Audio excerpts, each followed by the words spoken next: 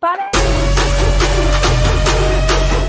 Junior high and middle school, we would fucking shout that at each other across the hallway. Oh yeah, That and Anchorman lines. Anchorman lines. That's your buddy, guys. That's your guy, friend. 60% of the time. Oh God. All right, guys. Hope you are ready for this. This is the raw footage of Alamo City Movie Talk. Exactly what we talked about right before we talk about movies. Stay tuned. We got our top 5 films of 2024, guys. So get that debate going, get the comments going. We'll try to go through them as we go and everything. But let's get right to it. Hope you're ready for this. Stay tuned because this is going to be a show you do not want to miss. Have a good one, guys. Let's go.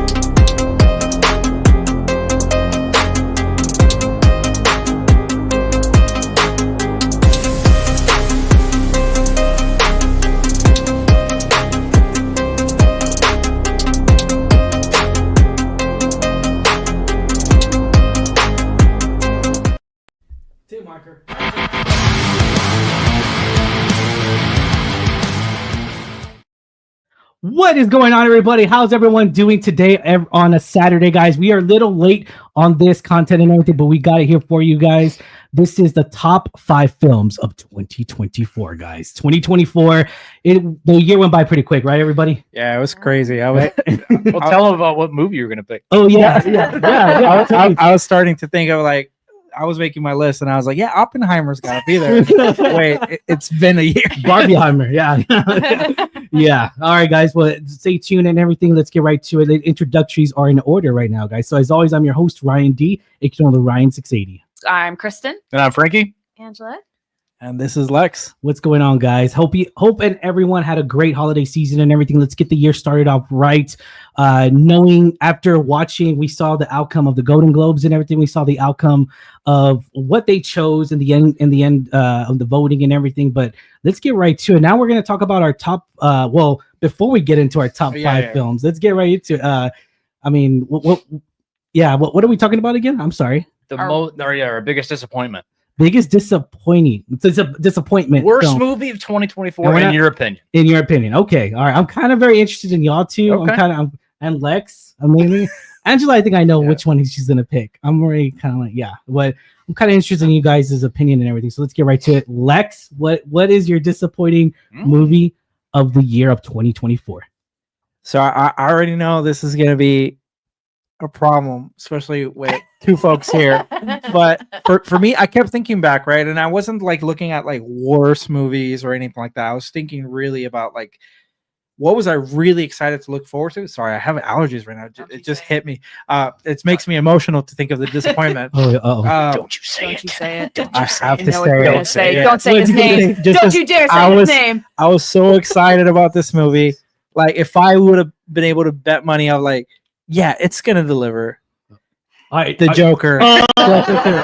I thought you were gonna say Beetlejuice, dude. Yeah, Joker. Yeah. Yeah, it didn't deliver. Like after a single watch, like the first Joker movie, I've seen multiple times. That's just how the movie like.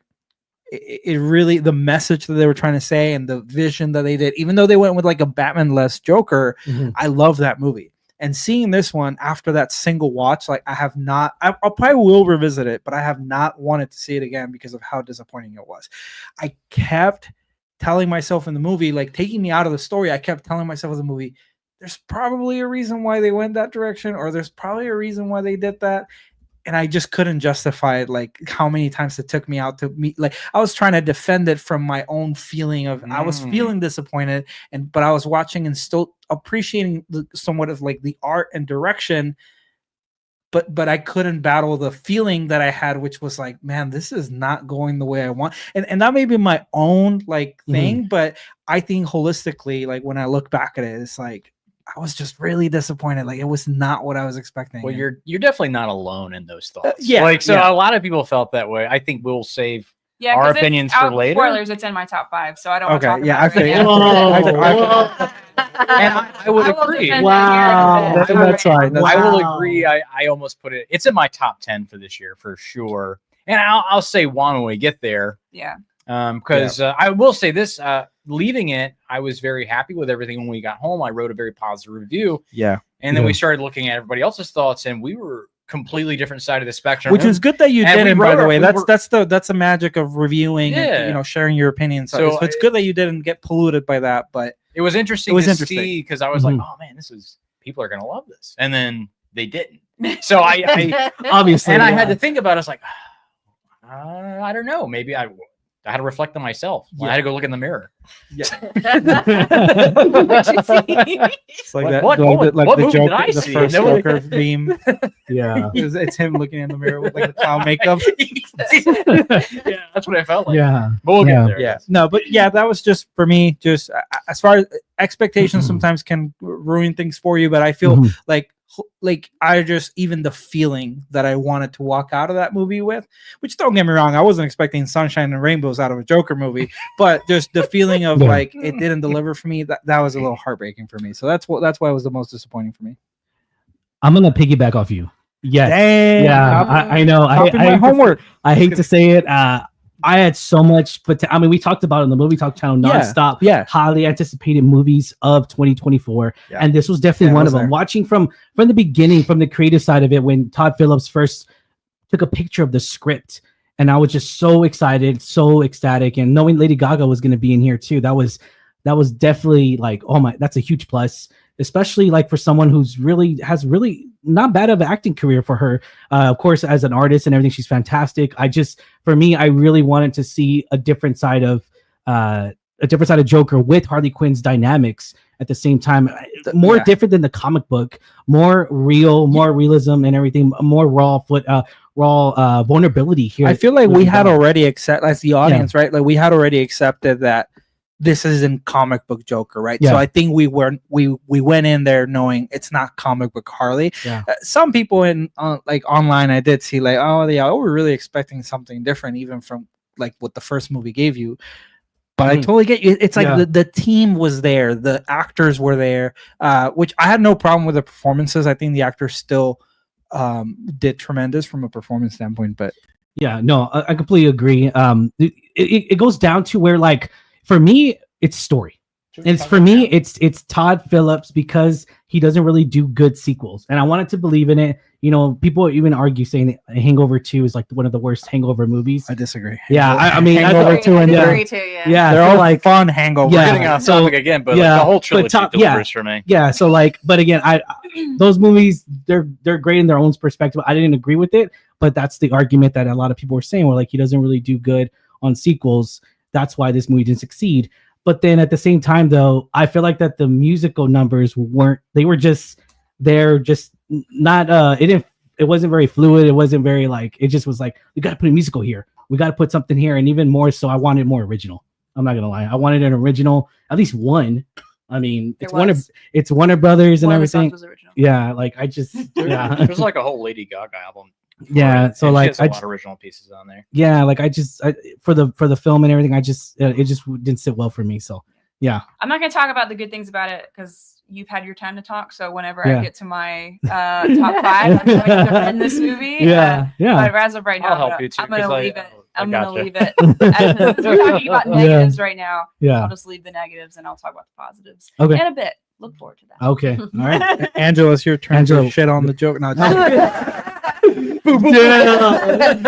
triple whammy. I kind of want to agree with you, but I am going to pivot and throw something else out Different. there. I think my biggest disappointment would probably be Madam Web. Wait, but you were excited initially? I about was it? Okay, excited because I like Dakota Johnson. I didn't okay, to preface this, I haven't seen any of the 50 Shades of movies. None of them. Probably for the better. But I really like I can't her. comment either. I haven't seen it. But I really like her other stuff. Like her Persuasion movie was pretty good. I love. She's a great actress. She's great. And I thought like the all-female cast was great. And not just that, but you have this new generation of superheroes potentially, and it just didn't live up to any of it. And none of the shots were cool. I was a little hesitant because the trailer didn't really seem that well put together, but I was going to give it a shot because of the cast. You know, I had Sydney Sweeney, Dakota Johnson. I was really excited about it, but it was such a huge letdown in terms of story. Didn't really go anywhere. Didn't really have any development. I just didn't like it, and I really wanted to. I know they put a lot into it, but it just I agree felt with flat. You. Yeah, I don't think you can. I don't even know if you can blame the cast on that. It was just a lot of things that weren't working. Yeah, it just felt kind of cheesy. I guess. Cheesy, yeah, just like, from behind the scenes, I heard there was like ton of reshoots. It was supposed to be in a whole different direction. It was supposed to be in a whole different time period because they were trying to tie it down to other versions of the Spider-Man Sony properties, and they pivoted away from that. So then there was a whole like it was just a mess of a story, partly due because probably studio interference, but I think this was Sony, right? Yeah, I feel like when you watch a Sony superhero movie, it doesn't always deliver. I mean, you have high hopes and you're like, Sony, it could be good, but there's a reason it just always feels off. There's a reason why the guy that was in charge of that department, he got fired. So there's a reason for it. Well, he was there for too long though. Yeah, like, I gotta say, like, I didn't get to watch Madam Web. I still tell myself like I probably won't. But even I think it was shitty that like a lot of what was in the trailer, it's like legit. I'm not even kidding. Like less of a minute of screen time. So basically, they sold you a lot of these characters in their hero costumes, like based to the comic books, and that was my understanding is that was a dream sequence, and in totality, it makes like up like a minute that hasn't happened. No, yet. it was a dream. It was a dream sequence, and you see it for like what they're gonna potentially. It was like maybe 5 minutes. Spoiler. Not even. Yeah. Not spoiler. I mean, movie came out almost. They should have reserved Sydney Sweeney for Black Cat. Like, just do it with Spider-Man. I'm sorry, y'all. Like, I'm here to. I have a whole script written. Sony. Oh damn. I mean, I'm sure she's fully clothed the entire movie. Yeah, there's no problem. No, it's okay. It's about Black Cat. I mean, it's probably better than the movie we got, anyways. Yeah. The ads that we got in the movie, Pepsi, by the way. Yeah, appreciate all the ads. Yeah. I heard there were some blatant. Dude, they were just like, we're talking and like, oh yeah, look at this Pepsi bottle. Oh yeah, it's getting bigger. Everything's better with Pepsi. Yeah, we were streamed it for free, and I didn't finish it. I got to like the big epic fight scene, and I was like, I just can't do it. Yeah, I tried. When you watch something for free and you want your money back, that's when you know. I tried, and I was like, and I think it felt like it was a movie that was made in like the Daredevil time frame. Like it felt like when superhero movies haven't quite found themselves yet. It felt like that. That's really what it felt like. Yeah. Okay. Sure. Sony, just stop, man. Just stop. Call it a show. Take a little break. Yeah. Sometimes you need a break. All right, babe, you're up. Oh, it's my turn. Okay, so my least favorite movie of 2024 was Salem's Lot. For me, I'm a big fan of the novel, big Stephen King fan. So I was hoping it would actually be a TV show because I think it's a pretty thick book and there's a lot of stuff that's going on in there. And they just couldn't capture all of that in the movie. So I will say that is my biggest disappointment. Usually I don't yell at the TV when we're watching things, but I was like, come on, man, this is ridiculous. And she was like, it's not that bad. I was like, it's awful. No, I was right there with you. I agree because it was mostly I was upset because of the main character. Because you've read the book too. Yeah, because the character has such an amazing story, and they just kind of like took all that out, and they were just like, oh yeah, he's just here, and there's vampires, and that's a problem. You like budget, Ryan. So this movie had a $30 million budget, and it didn't even make $1 million. But it was on streaming at the same time. Okay, so I was about to ask because all I saw of the movie was direct to streaming, so I thought it didn't even make it into theaters. No, I think it was very limited. It was in theaters, but when watching it felt like it was like a made-for-TV style movie. Yeah, it's really what it felt like. Indie films make more than $1 million, like at the box office. That's crazy. I will say. In some defense of this movie, the movie overall, yes, I agree, it was really horrible. However, the ending in the movie is completely different than the books. I actually liked the ending in the movie better. The drive-in thing that was cool. Where they were in the trunks of the cars and stuff like that. That was actually really cool. That was probably the only scene in the entire movie I enjoyed. Everything else was like, oh gosh, what's if you're gonna watch an adaptation of Salem's Lot, I think the 70s one. Yeah. Which there's iconic scenes of the kid at the window in the 70s one. I think that one still holds the crown as far as adaptation. There's been 3 so far. I thought it was a Max original film, is it not? Because on the poster it said Max original. I think it was Max original, but they were really hoping for the Oscar win, so they had to put it on theaters. Well, believe this or not, it was actually filmed. I think it was filmed like 2 years ago before the release date, and it got shelved, and then they brought it back. Right? Yeah, and they brought it back. Same thing with the other movie we saw around that same time period that with Sabrina, that one. It was a rom-com, and it was we found out it was filmed like 3 years ago, and it just random movies they got, and they're just releasing on Max. That's the game. But I get it. But to me, it's just like it was a simple horror movie. I guess they could have done a way more in depth on it. Definitely, it's always going to be hard if you read the book, right? I think it felt cheesy when it shouldn't have been a cheesy movie. Because it's a very scary vampire story with a lot of other elements that are going on, and it took the vampires and sort of cartoonied them up a little bit, I would say, and it just didn't sell. Even the cinematography was everything was like purple and blue, and it just felt like an ABC show. Okay, all right. Hey, there's a reason for it. I think it's just because it goes down to like how much was the budget? $30 million. That's a healthy budget. That's a lot because you see what give me $30 million, and I'll bring in Sydney Sweeney. Oh, I mean, look at Night Swim. Night Swim is that's why I kind of feel like that studios need to really focus on the budget more, because it's like you go to studios like Blumhouse, all their movies are like 10 million and under. And they can rarely deliver on that. Yeah, like they're gonna make money off of it. Like Night Swim, I mean, it was a low budget film, but like it didn't feel like it. I mean, for me, it didn't. I mean, granted, it's filmed at one spot, it is, but I mean, I didn't think it felt like I mean, obviously it wasn't like a Fast and Furious movie or CGI, but there were some moments in here where I was like, oh, can't believe it's a Blumhouse. I'm resisting the urge to bring in Godzilla -1.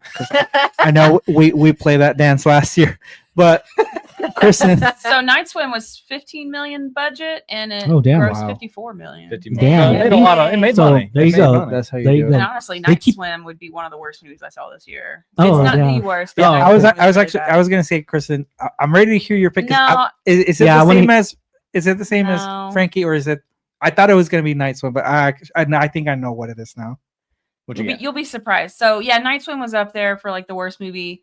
Also, I mean, I could sit here and just dog on Nosferatu because I do think that movie. I thought you were gonna pick that. That movie was absolute garbage. It had no redeeming, very few redeeming qualities about it. Like 30 minutes of that movie is the guy running around the castle and the camera's doing artsy fartsy things, and I don't know, it just wasn't good.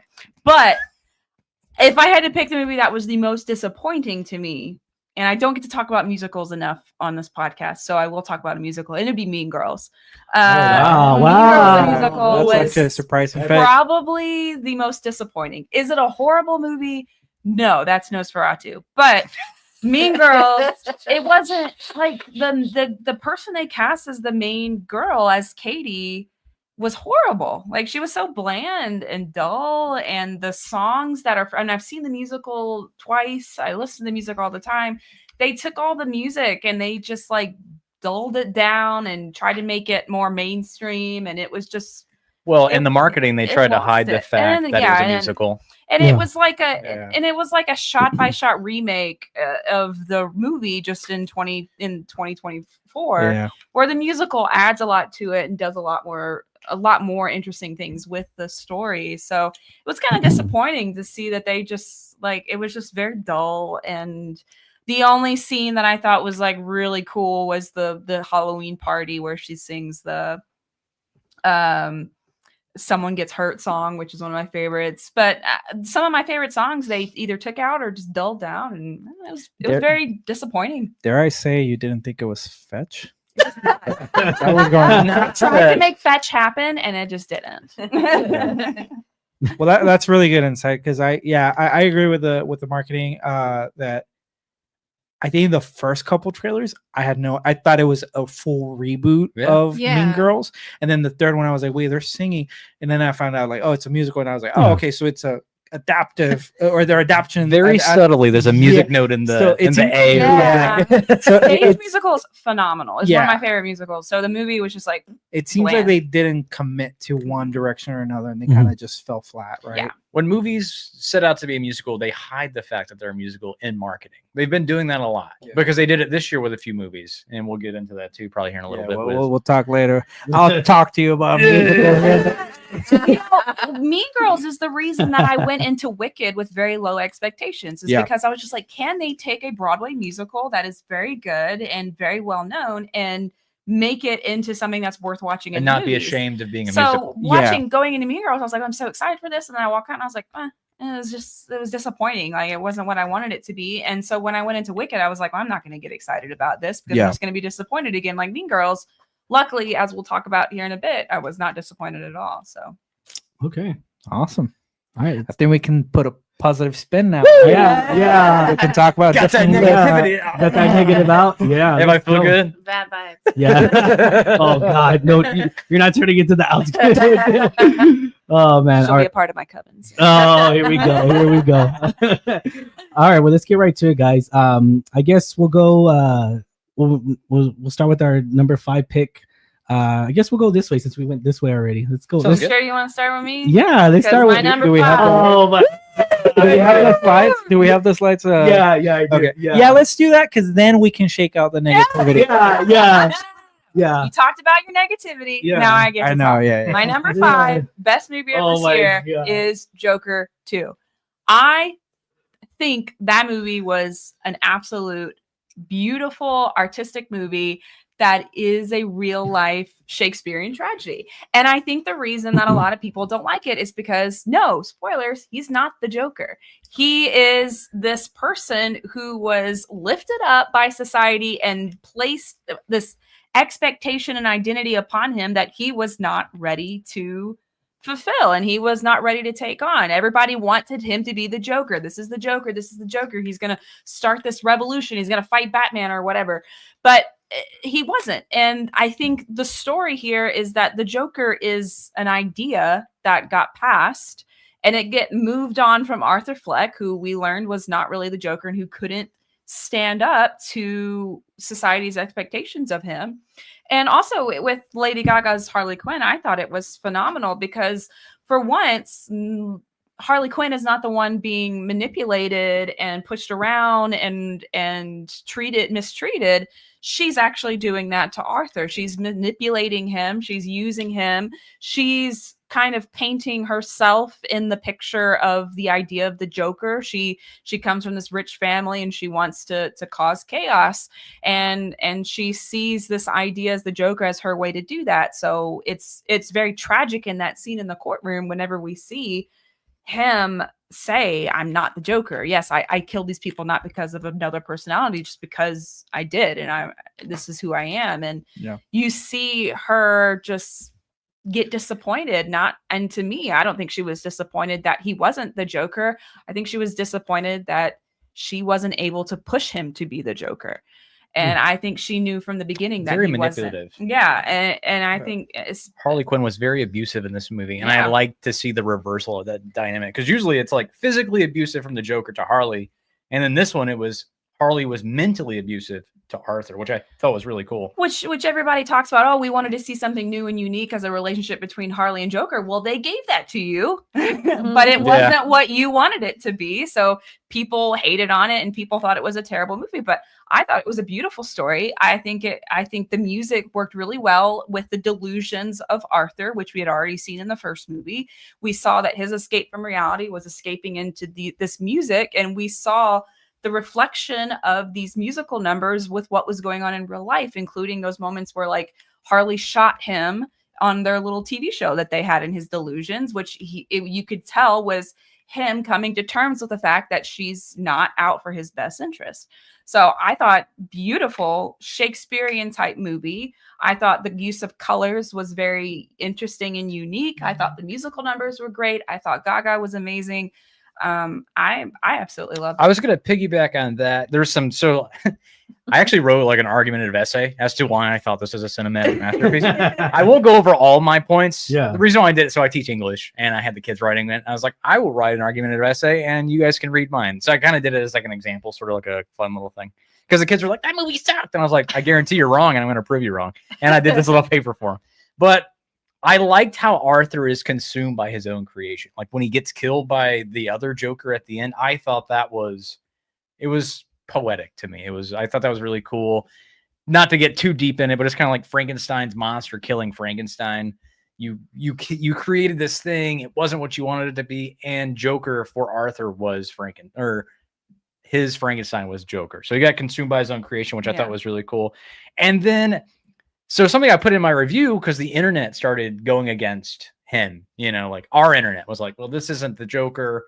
But to me, they mirrored what everybody was doing to him in the movie, like leaving him because he didn't want to be the Joker. So I thought it was one of those unique moments where the real audience reflected the people in the movie not liking it. I do agree with that. So I thought that rejection was really cool on both sides. I even think I'm just reaffirming that point because what I did reflect upon after watching the movie, it was that, and then I had heard that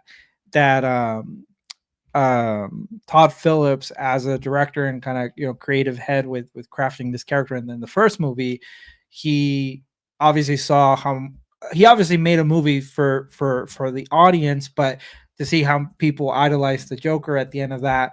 That's not the point, right? Yeah. And so I think I saw a rumor, and who knows, like he might not even ever admit this, but there's a rumor that the second movie was almost purposeful to bring down that character that we brought up. And there's poetry in that. It was a big fuck you to comic book people. It really was. I remember. But it's a lesson. It's a storytelling. I don't know. I would say it's a fuck you to comic book because he's not the Joker.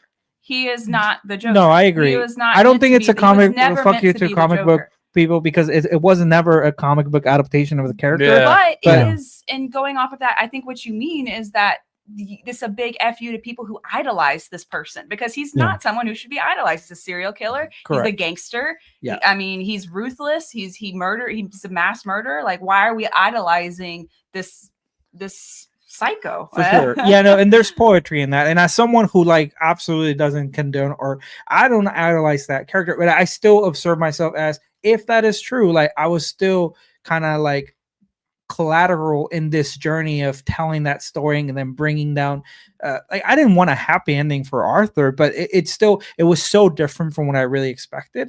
But I think it hurt audiences that you're caught in the middle of that, like if that is true. But I don't disagree that it definitely is poetry in the sense that the audience did kind of reflect the point. I thought that was really cool. across. And I'm not saying that you guys are this, but I think because you guys are definitely independent thinkers when we come to like talking about movies. Yeah. But I think when people went home, they saw other people ragging on this movie. And so it just became a trend to be cool on the internet to not like Joker 2, but not because that was something I asked the kids in school. I was like, why didn't you like it? And they could never articulate why. They just didn't like it. And I think they didn't like it because social media told them not to. That does happen. I don't say that happened to you guys, but I think that's what happened to the younger gen as they got influenced by that. And the reason why I think that people idolize it, just like anything else, like comic book characters, whether they're good or bad, it's just, I feel like that the real life is shit. And so like they want to, or they're going through something that's very struggling. And so like, I feel like that you want to live that world of comic book, you know, and everything else. Like, it's just like movies, you know, Wicked. We want to be in that musical moment. We want to be in that treasured moment. And I feel like that with movies and everything, I wanted chaos. I'm not gonna lie. I wanted more chaos. I thought it was gonna be more violent. That's what I wanted. Blowing up the courtroom and more. I wanted him to stab somebody in the neck. I wanted the jail. Him dying at the end was good. Because that was the first one. Be honest, if you had never heard of the Joker, it was not based on a comic book, and it was a movie by itself, do you think the movie was bad? That's a good question. Do you think it was poorly written? Do you think that it was poorly shot? No, it's shot beautiful. No, the cinematography is fantastic. Did it tell a story? Did it have an arc? Well, did it have a tragic ending? For me, it just piggybacked off the first movie. But some of those components, if you apply it to any other movie, then no movie should be bad. But there is not necessarily. No, but you're saying, like you said, did it have an arc? Did it have a tragic ending? I mean, I could put that on a couple of different movies. He's the same character at the end of the movie that he was at the beginning, right? Yeah. It's like there's no character arc, there's no tragic. Like, you could say the same thing about Salem's Lot. The guy was bland from beginning to end. Yeah. Well, yeah. But I'm saying, like, that doesn't mean his last name changed. No, you raise. I'm just saying you're by yourself. But if it was not based on another character and it was just a movie by itself, would you think it was? You raise a good question. Yeah. There is like I said, there is a level where we can get caught up on our expectations. But like I said, I didn't expect like a comic book ending to this, because I accepted from the first movie that I just, for me, it didn't feel fully in line with the direction. And I mean, it wasn't because it was meant to be a single movie, but I guess like I wanted to see a continuation of that, not a full deconstruction of, not a deconstruction of a character, but like basically bringing the character down and really it all falling apart. I didn't expect that. So once again, I agree that the reason why it was a disappointment for me is because I didn't expect that direction. It's not, and that's not at fault at the director or anything like that. I still think it was a well-crafted movie. I think it's just the direction's really what I really couldn't buy into it, and that's why it was a disappointment. I understand that it's people's disappointment, but I don't agree with people just saying it's a trash movie. There's nothing trash about this movie. It's a fantastic movie. So I understand it not being what you wanted it to be. That's definitely a reaction. By you, I just mean in general, not no, for sure. But like, it's not a bad movie. And I'll die on that hill. Die on that hill. Hey, that's awesome. That's awesome. Yeah, there you go. There you go. Hey, go ahead. That's awesome. That's awesome. All right. There you go. Let's go to the yeah. We still haven't come up middle ground. I don't think we'll spend a lot of time talking about this movie, but I will say I just saw this movie last night, and it was a 2024 movie. It's not a Joker movie, is it? No. And it wasn't on my original top 5, but I saw it last night, and it left me with this feeling after I got done. I was like, oh my God, I have to put this in my top 5. Okay. You've probably never heard of it. It's called Slingshot. It's got Casey Affleck, Lawrence Fishburne, the French guy from The Boys, and they're these astronauts that are trying to make their way to Jupiter's moon. Oh, okay. And so they're using the slingshot of gravity to get them to the planet, but or the moon, but it becomes like this psychological thriller in space. And there's a really, really cool twist.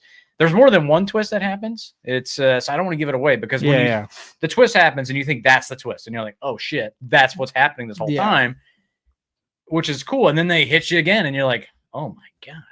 The movie, I didn't even hear about it. So I think this is why. No, I actually haven't heard about it. Because it had a $30 million budget, but it made even less money than Salem's Lot. But I think it's because like we've never heard of it. The marketing. Zero marketing for this. Yeah. And the critics didn't really like it either. Rotten Tomatoes has it at a 38%. So it's not considered good, but I think you should go in against the critics' expectations because I really disagree with them on this movie. I think Casey Affleck, Lawrence Fishburne are awesome in this movie. Yeah, they're great actors. Yeah, and you put them in a spaceship together, and they made magic happen. I thought it was a really great story, strong script, and I really like the story a lot. I wish I could talk about more about it. I don't want to give away the twist because I do recommend. I'm interested to see. I do recommend this one pretty heavily. So did it keep you? Let me ask you this without spoiling it. Let me ask you this because every time I watch a movie, I get like this. I want to predict the outcome.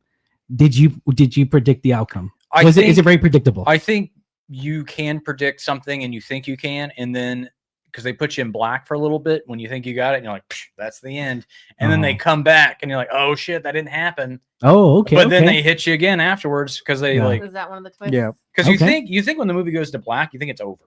Because you think that this guy is like, he's done. But then it comes back and you're like, what the heck? And you're like, oh my god. There's a lot of cool themes that are happening. Like moth to the flame to get the safety type stuff, and it all starts connecting. It gets artsy fartsy, but not in a gross way. That it works. Not in a gross way where you're just like, what's the good way? It's like they still tell the story and it goes with the story. Oh, you know. Okay. I mean, I'm down for any movie with Morpheus in there. Yeah. But he's really good, and I'm glad. I'm sorry, I don't remember the French guy's name. Oh, you're good. But even in the facts of this movie, it leaves him out of the credits. It's just Lawrence Fishburne and Casey Affleck, but they're really good together. Casey's pretty cool. Okay, I got you. All right, Angela, what's your number 5? My number 5, if I have it right, would be Musica. Okay. I don't know. Great film. Yeah, it's a really great film. Basically tells the story of Rudy Mancuso. Who's a famous YouTuber. He's a very famous YouTuber. I never saw his YouTube videos. They're great. But he started out making skits of like a funny comedic Justice League. Yeah, he's like, that's the true Justice League. He's done like Mexican Superman. Yeah, it's fucking great. He looks like a handsome guy. Dude, it's great. He is outrageously talented. And it's like loosely based on his life. I think he has like, probably mispronouncing it right, synesthesia. That's yes. So they were from Riverdale. Yes. Yeah. Camila Mendes. Oh, I love her. Yeah. And she's one of those ones that anything she's in, I'll see it. Because same thing with Chilling Adventures of Sabrina. Kieran Sipka. Anything she's in. So I love her in Riverdale. I love the movie. It's just such a beautiful story. It's him balancing him, with this synesthesia, where he basically sees things as he listens to sound and music. Yeah, it's really, really interesting story. Everything he makes it to music. He has that in real life. Yeah. That's cool. I had a former manager that has that. Yeah, and I had never heard of it before, and I thought it was such a really cool film to see that. It's really interesting.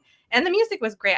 He's just so insanely talented. He's not only funny, but he can play so many instruments. He's so musically inclined, and it's really great to see that. And their chemistry together on screen was just fantastic because I think they're dating.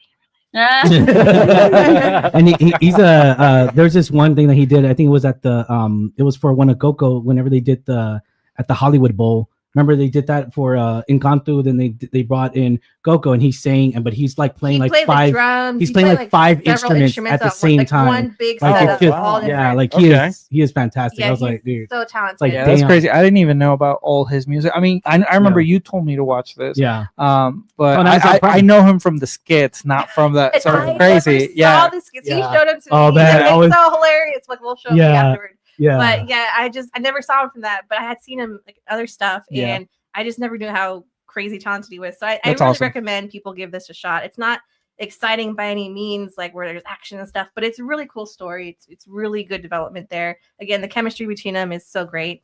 And I really hope more people see this because it's a really great project.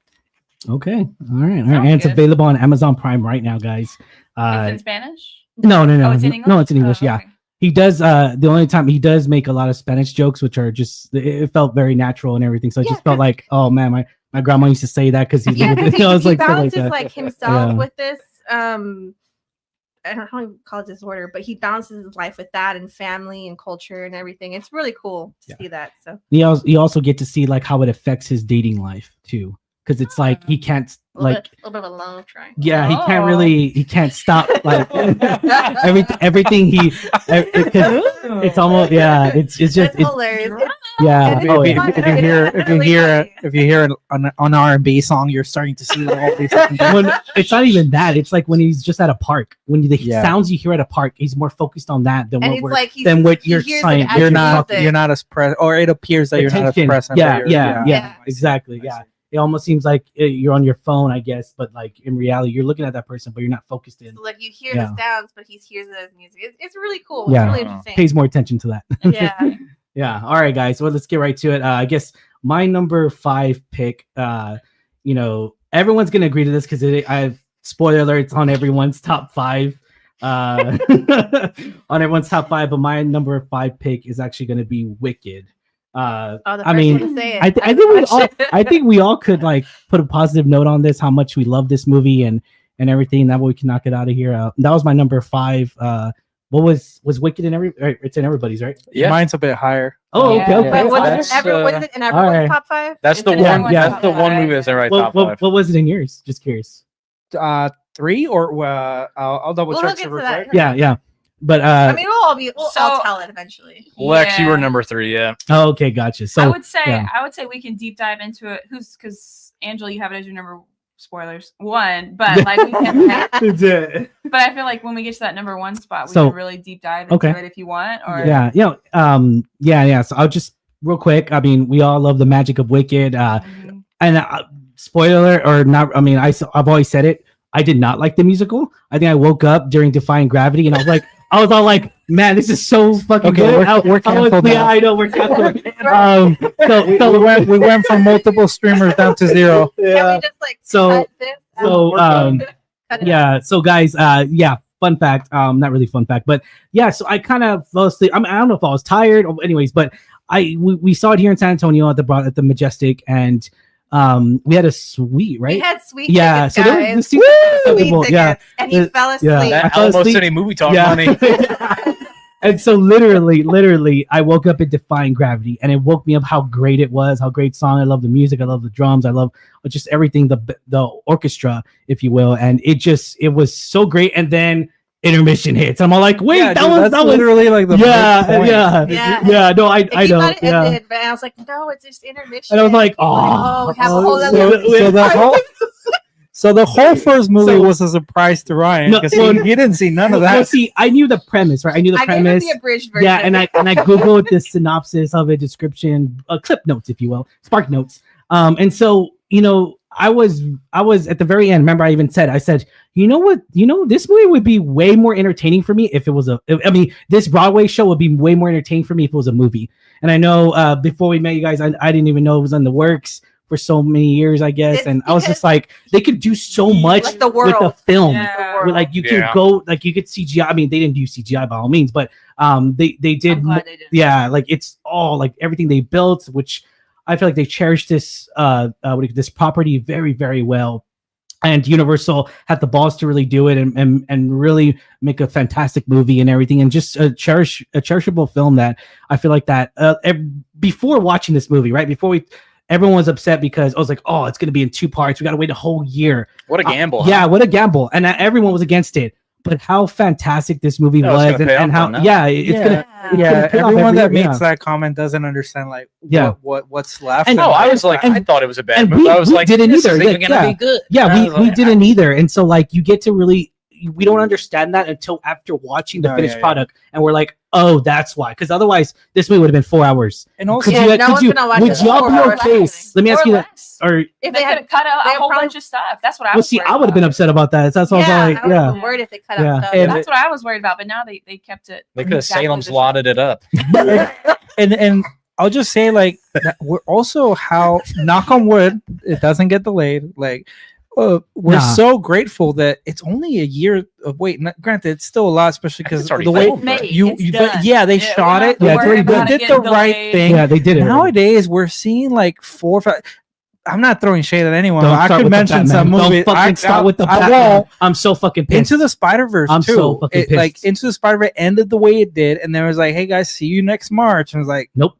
The actors and animators, the animators started saying like, "Wait, we haven't started working on that. Like, what y'all talking about March?" Like, and the abuse of the animators. yeah, no, that's a whole other topic, Well, right? we'll get to that. But like they did the smart thing here, and like we shot it back to back. Yeah. Everything's good. We've been working hard at and they relied very little on CGI, so they don't have to wait in long. Obviously, there's polishing and things like that, but Yeah. they did the smart thing where, like, honestly, I'm grateful for a year like that. It doesn't go once again, knock on wood. But I talked to my wife because she was like, "When's the next one?" And I was like, "It's probably gonna be a minute." And then I looked it up and I was like, "Wait, it says next year." And then Yeah. they finally released the Mhm. title because they changed the title right to Yeah. like what was part it? 1 and then part 2. No, but they changed the title. Oh it's yeah, Wicked, now it's updated now. Too good, or wickedly good. Hang on, Sorry, I I'll look it apologize. up right now. I didn't even really change the title. Yeah, I they didn't It's the realize name it of the either. song, one of the main songs It's from called the second act. For Good. For good, For yeah, Good. Wicked For for good. Good. So that's even better. I think that's Okay, better. that's So Yeah. so they Okay, so they alright. released that like Excuse. they announced basically I got a little what nervous. the title of the second is, and then they dropped the date underneath, and it's still next year. So I was like, once the studio puts it out there of like, hey, the date is in the poster, I was like, okay, it might actually not get delayed. Once again, I keep knocking on wood. Nah, But yeah, I'm grateful for Yeah. that. I just wanted to add that to what you mentioned. Like, So I think it'd be good since it's all in our top 5. Just whenever it gets to your number, we'll talk about why we think it's in the top Yeah. 5 What it meant. individually. When we get to yeah, that but we don't number. have to elaborate as much because Yeah. we'll I'll all just- be I'll just say sharing. one So sentence. just Ryan, just Real everything quick, that you Ariana wanna say Grande about it. killed it. She killed it. Oh, yeah, Cynthia Erivo killed it. Ariana Grande was perfect as Galinda, and I loved every bit of it. I loved her pink outfits. I loved everything about this movie, and more so than I thought I would. And it's magical. Everyone knows that already. You've seen the TikTok trends. You've seen everything. It's magical. It's a very fantastic movie, and I can't wait for the second one. I really can't. For Good. That's actually a better title. I'm not gonna lie. Yeah. Yeah. What the dads thought that when it said Wicked and then part 1 came in the movie theater. What? You're like, oh god. Yeah. No. All right. Well, let's go right to it. Lex, what is? I'll try. I'll also make a commitment for all of it. We're hoping that it's not a 5-hour show because I know it's gone really long. The current airtime. The second And half what- of Wicked is shorter than Yeah, the No. Sorry about I our meant show. us. Our show, the Oh, live. Yeah. Because Oh, well, they know we talk. That's Yeah, why. I know. I'm hoping we're We're at 47 minutes, five, guys. but There's been 3 viewers on here. Thank you guys so much for staying the whole time. Sorry, But- Like, no, jabber. I was just throwing out because I'll try to also do a better job of like not. Oh, Yeah. but But yeah, no place I to was be. telling the audience we good. We good. Some We of good. these are duplicates. We don't have No, to know for all sure. of That them. yeah. I was just reassuring the audience and myself and everyone. Like, but we also did the disappointment stuff. Yeah. But All right. I'm here to For talk this to next y'all. one, I'm gonna rag you on this one. Not you, Oh, but okay. you. Oh. So the movie that I want to bring into my top 5 list as number 5 is Late Night with the Devil. So good. That's a I good one. So absolutely love this movie. Since I saw the preview, I was like, I'm so stoked for that. It came in very early in the year. I think it was January or February. So it's been a year since it's been out, and I just love this movie. David, I'm sorry, and I always mispronounce his last name. we looked it up before. Dalmatian? Yes, because I don't want to say Dalmatian. Like, Yeah, not Dalmatian. But it's- I got you. Let's see. how does Google pronounce it? Or are you going to look at that? terrible at pronunciations. Sorry, I apologize. It's totally okay. It's like Dalmatian or That's, something. that that sounds right. Dalsmatian. Dalsmatian. David Dalsmatian. He's great. He's absolutely killed it in pretty much every role that I've seen him play, from TV shows, from movies. But I don't think he's ever gotten the opportunity to be like the main man in like a movie of his. So I was so excited from the get-go, the way that this was being sold as far as like him leading. I was like, he's deserved that for so long. It's in horror, which he's really, really crafted well. Just a fun fact, I don't know if y'all knew, but he does comic. He's a comic book writer, and he does comic with. He does Dark Horse comics. He does a lot of indies, but he's working with DC now. And he's actually doing Creature Commandos. It's really cool. Oh, that's cool. Yeah. So he's great. I haven't read some of. I think. Some of the most famous stuff that he's been working on, it's all like horror style comics, which is really cool. So he's the right guy to play this role. To the movie itself, though, I just love this concept. It's so unique. It was shot in a beautiful way, both kind of the behind the scenes and the front it's a late night show, and that's really what you get. And the whole premise was just absolutely great. I don't want to spoil it for a lot of people, but just, what you can think of is like a raw like TV host, like or late night TV show hosted in a way that some paranormal happens to that. Like I would have loved to be like, in the audience. It felt real. Like found footage. Exactly. Like, it was like a It's like a documentary of found footage. Yeah. The whole, it's from top to bottom. I think it's unique. It brought a breath of fresh air into like the horror genre. I think this last year, 2024, was actually really good for horror in my opinion. Yeah. And to start with this, I think it was great. I advise people to watch it. He absolutely killed it, and they went a lot of practical effects. Like it didn't have like the biggest budget in the world, but I think that served it better than it would have liked to, have like a big budget.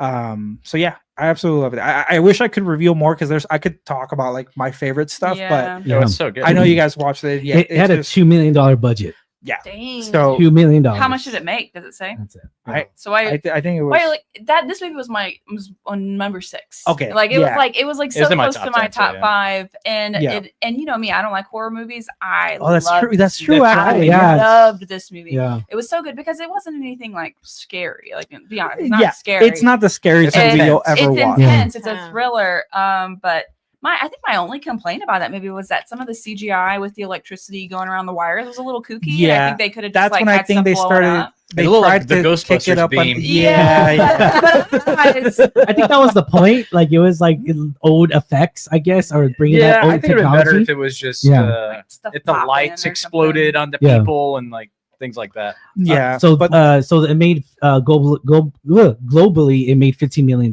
I'm happy with that. They went It's home with money in their profitable. pockets. Yeah.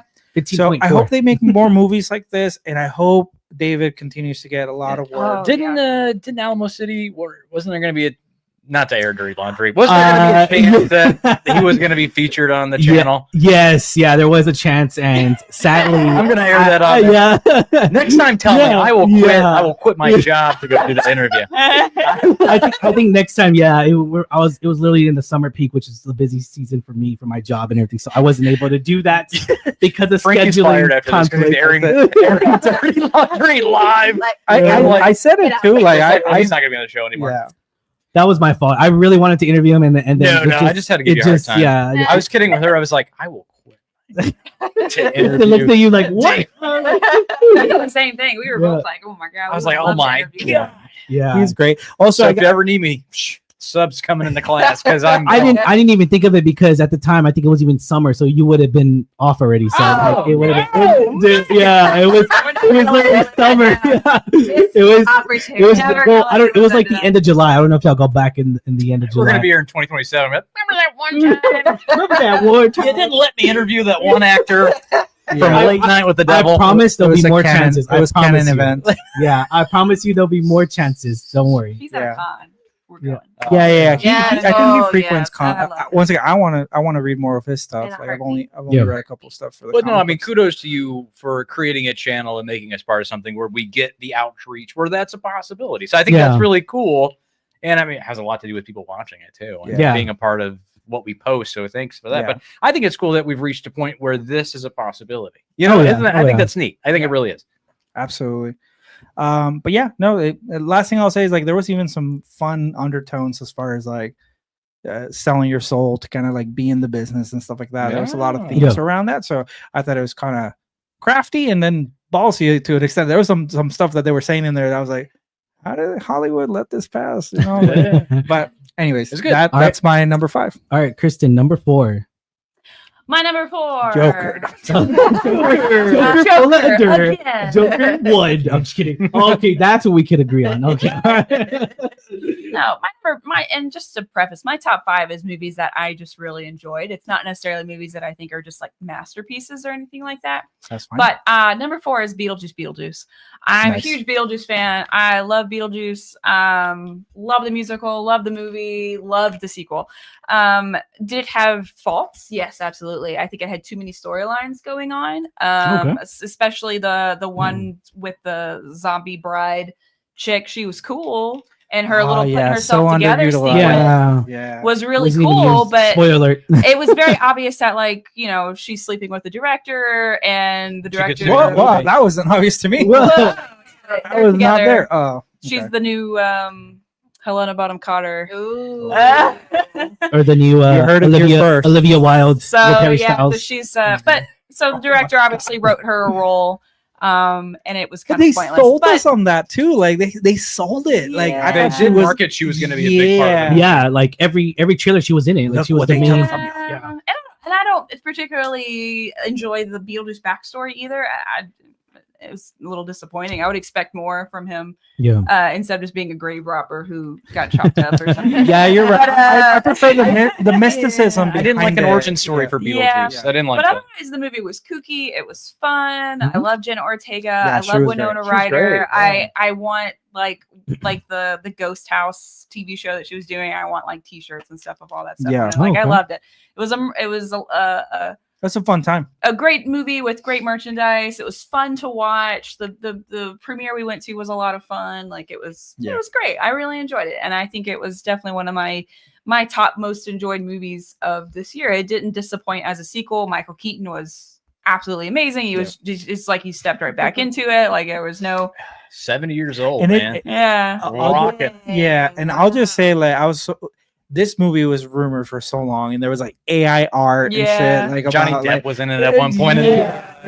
I'm just so glad we got to see it. Like it deserved, and it was like it was not one that I was like, oh, why did they make this? I was very happy with what I saw at the end. Like you said, not without flaws, but delivered. We all went saw it together, didn't we? It was Tim Burton going back to what made Tim Burton so good to begin with, getting away from the CGI of Alice in Wonderland and also kind of stuff. Like it was going back to why we love Tim Burton movies so much to begin with, and it was really great. I really enjoyed it.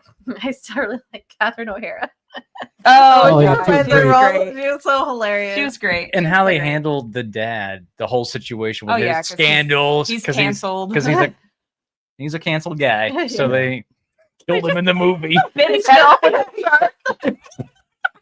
What a way to do it. What a way. No, it's unfortunate because I really love that character, even though the actor himself is. Yeah. And I mean, like, our cat is named Lydia. So, like, I love Beetlejuice. Nice. But it was great. So, yep, that's my number 4. What about you? I approve. My number 4 was Gladiator 2, actually. Nice. So this movie is a little nostalgic for me because the first one was always on in our house. And the first one was on when I was around a kid. So in a way, like I was around the same age as the kid who was in the movie. And then he grows up as the adult. So there was some like parallels for me personally there. And there's like the dad stuff. And I sort of connect with that because my dad to me was always like that Russell Crowe character. And so you look up to him. So there was a lot of that. So that really got me there. And I really appreciated it for that. So that's like the personal thing. Here we go. Here's the budget for you. So it's $210 million to make this movie. And according to this, it made $400 million worldwide. Wow. It is Ridley Scott's highest grossing film in the UK and Ireland. So it made money, and the positive reviews definitely highlight Denzel Washington's performance. Yeah. But I thought I really enjoyed it. It's a longer movie, and I had to use the restroom, and I dared not get up because I didn't want to miss anything. It was that it kept me engaged that long. I liked it. The only thing I didn't like from that film was the shark sequence. Yeah, but apparently it's accurate. It really It is. I don't know how, but yeah, we googled it. We're like, they would do like naval battles. I think that was probably added for dramatic effect. And keep in mind, I haven't gotten a chance to see it, which I'm bummed about because that was one of my most anticipated. It's in the trailer though. That's in the trailer. No. Yeah. So I saw that, and there was a lot of chatter online. It's like, what the craziness are they doing out here? And then I see that it's biblically accurate. Like it's like it actually happened. And I was like, oh shit, the Romans got down. Like, I think they did like more like naval simulated battles. Yeah. I don't know if there were sharks. No. My understanding was they did the shark thing. Yeah, no, I could be wrong. And it's horrible. The CGI is horrible. I was like, dude. See, I don't know. I didn't agree with it. To me, I thought the animal CGI in Wicked was a lot worse than Gladiator 2. And people were praising the Wicked animals. I didn't think they were there. But people were criticizing the Gladiator 2 animals. And I thought the opposite. I was like, I thought it was better in Gladiator. But you know, I'll die on that hill too, I guess. Yeah. But the movie itself was really like Denzel Washington. Like the action sequences in the Coliseum are really great. I think the negativity that came out of it, of course, what really pushed people not to watch it was because the fact that they cut Denzel kissed a man and they cut that scene and it was a lot of drama around that.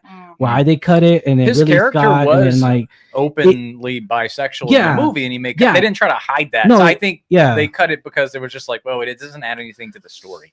And everyone took it as like the studio's homophobic and stuff. So it really was caressing other men on screen. They had plenty of homophobic. The two what do you call it? The two. My only concern with this movie was, how did we get those two leads? And then they kind of mentioned it, but I wanted to really see that. Yeah. Like, did Russell Crowe's character really like after he unfolds? At least I wanted like some kind of explanation exactly what happened. Did they even try to give the power back to the people? And they do mention it. Yeah, it's one thing to talk about. It's one thing to mention it. Pedro Pascal character mentions it, and they talk about it, but like, watching it and talking about are two different things. So I kind of wanted to see it at least. There's some cool theme stuff going on in there, and it's like there's some bookends in that movie because the main character at the beginning is like messing with these wheat seeds, and then the movie ends with Russell Crowe's character in the afterlife like rubbing his hands against wheat.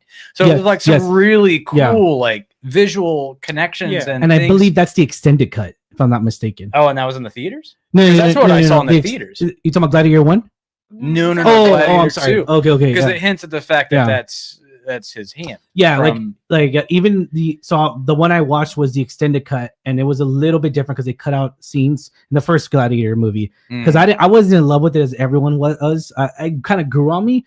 When I first watched it, I was like, okay, like this ain't. Really? It was a 2000s pop phenomenon. Yeah. Because you've been like, no, like from the first one, all leading up to watching Gladiator 2. Well, no, because I was not entertained. Yeah. Oh. Well, see, I love the quote. I'm not gonna lie, but it's just a good quote. But I didn't. For me, I was just like, okay, like cool and everything. That's awesome. One of the things too that I really did not like was in the second one that I did not like that they didn't have the helmets as much on. Because in the first one, because even they marketed the helmet, and it wasn't even in the. He wasn't even wearing the. I guess the guards wore the helmets. Yeah, that was really it was weird. The guards that was weird. I sworn he wore it like one scene, but he didn't have it on every battle. Yeah, as much as the first movie. And you gotta see the because you gotta see the pearls and the face. And that was nothing too. So me and Ryan debated. I think we all maybe talked about it afterwards. Ryan really liked the idea of bringing back the kid character as an adult to play as the son. Do you agree with the casting of this actor instead? Because the actor that actually played the son is still alive. And he was in Salem's Lot, wasn't he? Yeah. See, he was busy making a crap movie. That's why. That movie was filmed 2 years ago. That was the thing. Well, that's the thing. It's like what sells, right? I don't know his name. My personal opinion, the guy that they cast, he brought like a strength to the role, but it was like a kind strength. Usually when you get the tough guy, like gruffy characters, but he's like a nice guy who was tough, which was, to me, that's unique. You don't get to see that and Ridley Scott said that he, because I keep saying it's Pascal, and there's Pascal, and then there's Mescal. Paul Mescal. He's in a really, I used to work at Hulu around the time that this Hulu original show came out called Normal People.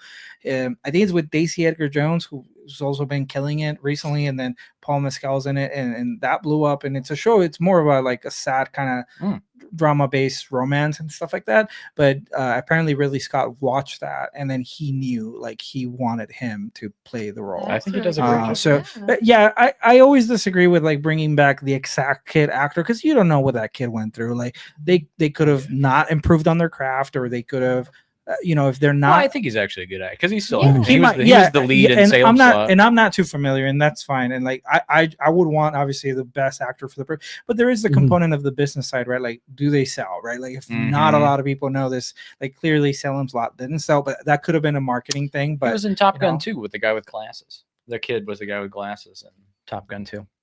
Oh well, I thought they all wore glasses. Like the nerdy guy, Bob, or whatever. Actual glasses, not sunglasses. Okay. I was like, well, that's a Top Gun. So he's been in some big movies. Yeah, no, for sure. Yeah. But Kristen called it. We taking it longer than expected. We're at the hour and 4 minutes, but this is awesome. Hey, we got nowhere to be. Oh man! All right, let's get right to it, guys. Where are we at right now? Angela. Oh yeah, Angela, number 4. If I have this right, it's gonna be Lex's number 5, Late Night with the Devil. Oh, Yeah. okay. I was gonna clap right into the mic. All right, let me pull back a little.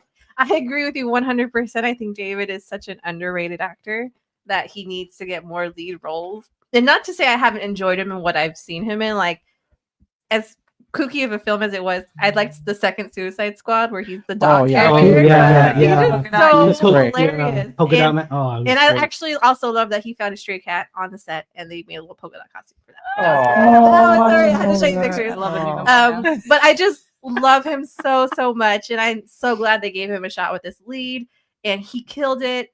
I agree with you. I think it's, considering what we've seen previously in horror for the past few years, it's kind of the same kind of recycled plot-ish, kind of predictable. This was really great take on something different, and I really like late night talk shows, and to see this cool segment of like, again, I agree with you. Like, I would imagine have if to have been an audience member in studio that night, because that is such a drawing. Well, not all. I don't know about that one, but it was so terrifying because I agree with you, Kristen. It's just not a scary movie, but like it's a really terrifying, like to see that premise in person. Like that is really cool, and it kind of makes you question, like, is it real? Because I think he also brings in the expert to kind of debunk it or to disprove it, and so I liked the debate that it had on the talk show. And it even puts a light on the last scene of that movie. That last scene's kind of scary. Oh yeah, it's crazy. But I love what the devil does to everybody on the set. No spoilers. But it's a little scary. Well,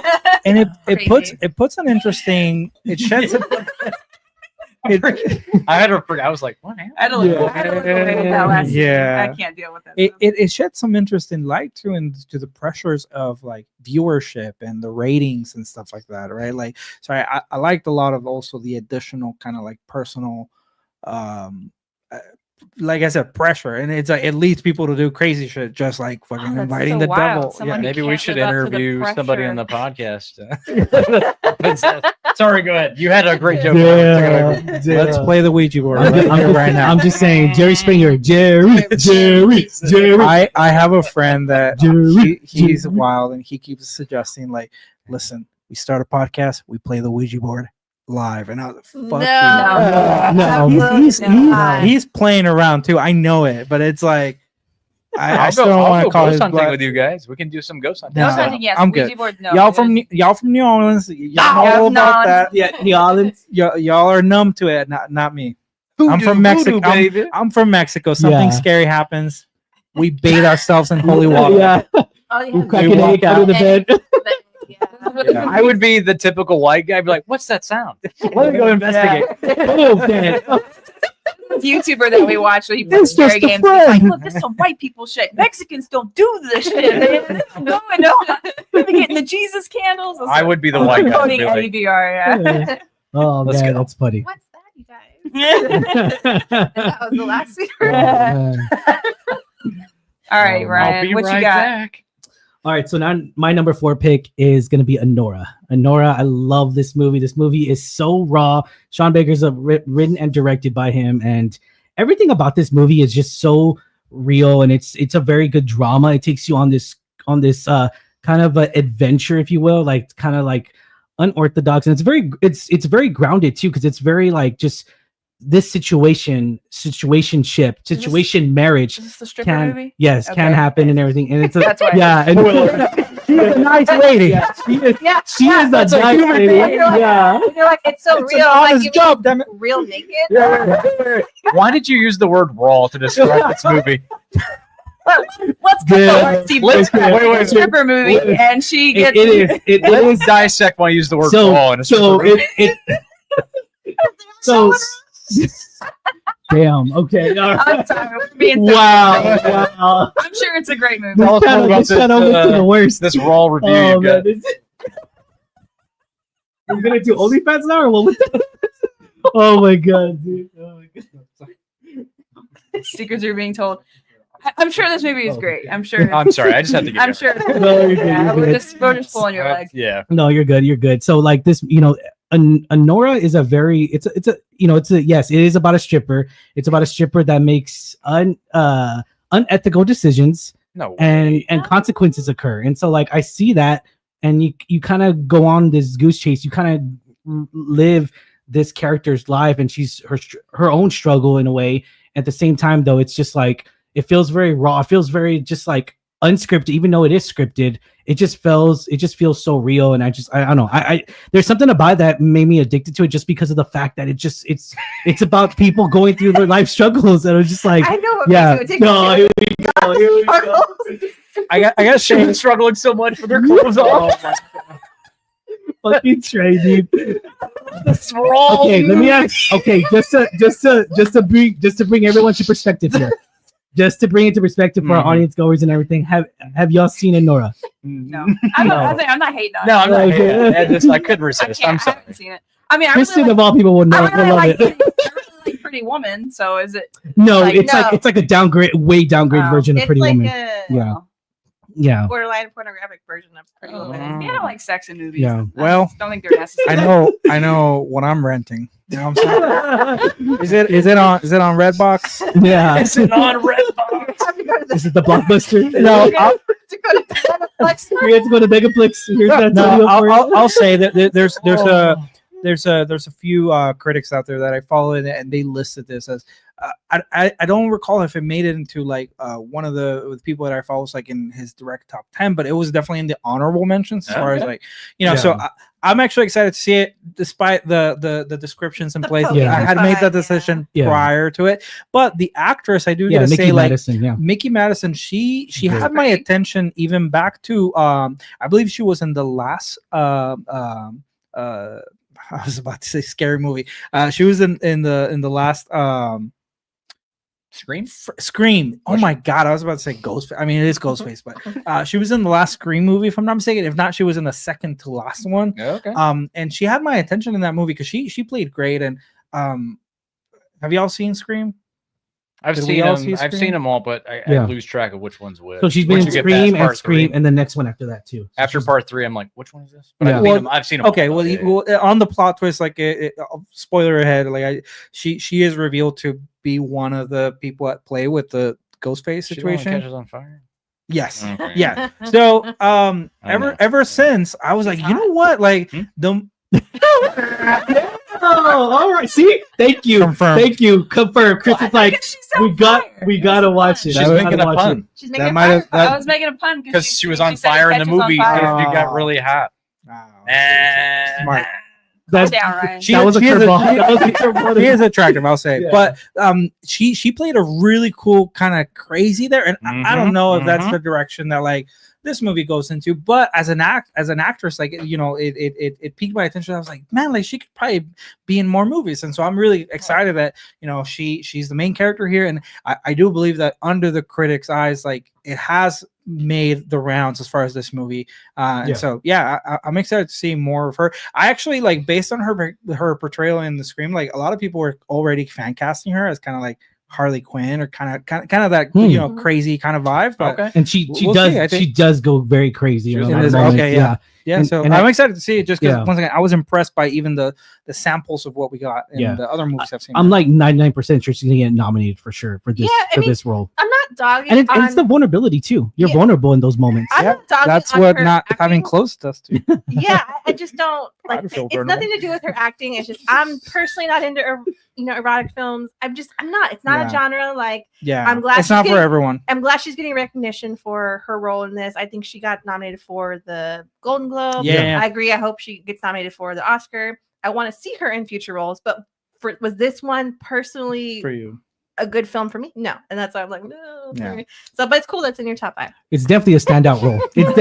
I would say it's definitely a standout. It's gonna be helping her get more jobs, and we'll leave it like that. More acting jobs and everything. Fucking try. I can just imagine what Trey's thinking in his mind right now. And so like, no. He's very dirty mind. I've said enough. All right, well, let's get right to it. Lex. Finish off, Lex. What's your number 4? I was gonna make a joke, but I'm not gonna make it. My number 4 is, and I'm trying to not mispronounce it as to not get confused with anything else. But this movie's called Didi. Oh, Didi? That's a good one. Didi. Yeah, yes, I actually really love that one. That's a good one. This is a coming of age movie, and it's so. It was such a throwback to see because it takes place around kind of like I'd assume they didn't say the year specifically. I'm pretty sure it was like 2007 or something like that. So right around the same time that I was also kind of like in the middle school to high school transition. So it throws back to a lot of moments. You got your MySpace in there and things like that. But it also portrays like the kind of like the immigrant story because it surrounds the Taiwanese family that. It's not talking about their immigration, but just like their culture and the way that they're perceived in this like California community.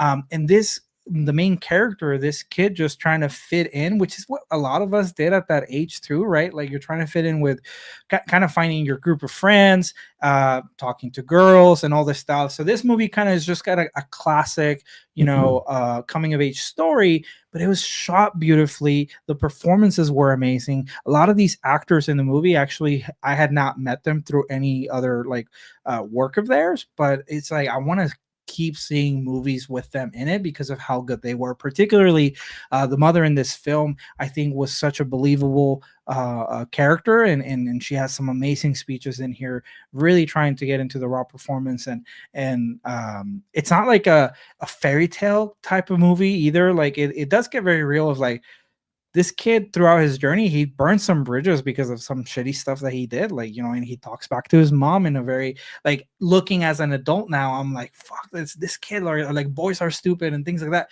But that's how it was back then. So I love this movie. We had attitudes. Yeah. Oh yeah. The attitude. Thankfully, I saw some stuff in here that I was like, I'm glad I didn't do or talk to my mom that way. Or I was like, I would have gotten smacked. The mom was very patient. But that said, it was really, really cool portrayal. If there's any, I don't know, even just the little moments. Once again, it's not a plot point that they showcase AOL messaging and stuff like that, but the communications that happened there were very much real to the experience that I at least was very closely resembling my experience as a kid. I was reminiscing on man, what they took from us. We had no ads, no nothing. Yep. We were learning to code and it was, even AOL, learning the code. Oh, I forgot about that. You would put your player of the songs you would want to play and then copy. Oh, you could make things the color you wanted. Entrepreneur right there. Entrepreneur. That's Tom, where did you go? He's on Facebook. He's on Facebook. He's on Facebook. He retired. I'm happy for him. He did. He's good. Not a lot of people do. But that was my movie. I highly recommend it. It's on Peacock for anyone interested too. Oh, okay. I believe that's the only place that's streaming right now. But nice. All right, Kristen. Number 3. Let's go. My number 3. So last year, my number 1 was Renfield, and I got a lot of hate for that. But so this movie that is at my number 3 was almost my number 1 because it is so enjoyable. It is so quirky. It is so much fun. The cast is amazing. The songs are great. And I'm talking about Lisa Frankenstein. I'm probably the only person in the world who put Lisa Frankenstein in their top 5 movies for 2024. Yeah, I would. But I love this movie. It they advertised the hell out of it because it came out around Valentine's Day, and unfortunately, it didn't do very good. The budget for it was $13 million, and it made about $9.9 million. But oh god, I don't think it deserved. I mean, I honestly, it wasn't that the reviews were necessarily bad for it. It was just like this movie's not for everybody. It's a very quirky movie. It's a little like gothic artsy emo kid. Yeah. Like it's very like 80s goth, but I loved it. It's got everything you'd want in like a quirky little fun movie to just sit and laugh and enjoy. It's got Cole Sprouse. Yeah, Cole was my favorite. I love Cole Sprouse. It's got Catherine Newton. It's directed by Robin Williams' daughter, Zelda Williams. Oh, really? Yeah. Okay. It is directed by her. It's got a lot of like little Easter eggs for like Frankenstein and was it Margaret Shelley? Is that her name? Mary Shelley. Yeah. It's got a lot of like little Easter eggs in there, including just like silly things. Like, Cole Sprouse plays like a Frankenstein's top monster, comes back to life. And his first role was in Big Daddy, where he wanted to name himself Frankenstein. Oh, okay. All right. It's just silly little things like that. There's lots of, that's cute. Yeah. She calls her like stuff like Aunt Shelley and stuff for like, Oh, but like cool. it's got a lot of little Frankenstein Easter eggs in it. It's also, I found out too, the start of the movie, she was taking the pencil and like tracing it across the name on the tombstone on paper. You know how you could do that as a kid. Yeah. And I found out that's actually how Mary Shelley learned to write her name, was by doing that on her mother's grave. Oh, so wow. they did that in the opening of the movie. So it's got a lot of like really cool little things like that. Easter eggs, and I think it's a well put together movie. It's got a good plot. It's fun, and it's got a good ending. Satisfying. Okay. Oh. What more could you want? There you go. Well, I guess I'll be really quick on my number 3 because we've already talked about it and we want to beat it to death. My number 3 was Wicked. Okay. So have we mentioned the budget and amount for Wicked yet? Not yet. Okay, because the money's pretty good here. Estimated budget, according to this, $150 million, but it's made $633 million worldwide. Ooh. And part 2's coming out, so I mean, so they're gonna Universal's rolling in the dough. And we're probably gonna rewatch it as we get closer. And you can buy it right now too for rent. Here's the thing, and again, I know I'm going off topic a little bit, but when it comes down to, so Wicked got released digitally. Universal knew how popular this movie was, and again, we go back to pricing and demand. I'll talk about that in the Deadpool and Wolverine too, for the price for the Steelbook. They jacked up the pricing to rent it and to buy it. I'm sure they did. On iTunes, just because they knew how popular it was. Same thing with Deadpool and Wolverine. The Steelbook was $60-something a Steelbook. Woo! Normally they're like 41, 36, 39. And everyone thought YouTubers were talking about this. They thought it was going to go drop. It didn't. Same thing with this one. It didn't. So I'm very curious how much this will, because right now it's still like $34, but online on iTunes, it's normally $20 to buy, but it was $30-something. I mean, and that's not the movies. Yeah, and that's not the movie's fault, but it's the studio. Well, it's they're getting their money's worth because they marketed the crap out of this movie, and they didn't even have to. I'm kind of curious how much the marketing all was the too. Collaborations that companies did in anticipation for I think the budget goes into that. Makeup, clothes, all of that. Every single company, like Aldo had a collection, and all these random companies I've ever heard of had a Wicked collection. So that in itself is marketing. Everyone was hyped for this, so it makes sense that you say by demand. Merchandising. People are going to be interested in this. So I think as long as they give, steelbooks and stuff like that, as long as they give a lot of value back, like if I can see some behind the scenes stuff that I can't just find on like a little Google search, right?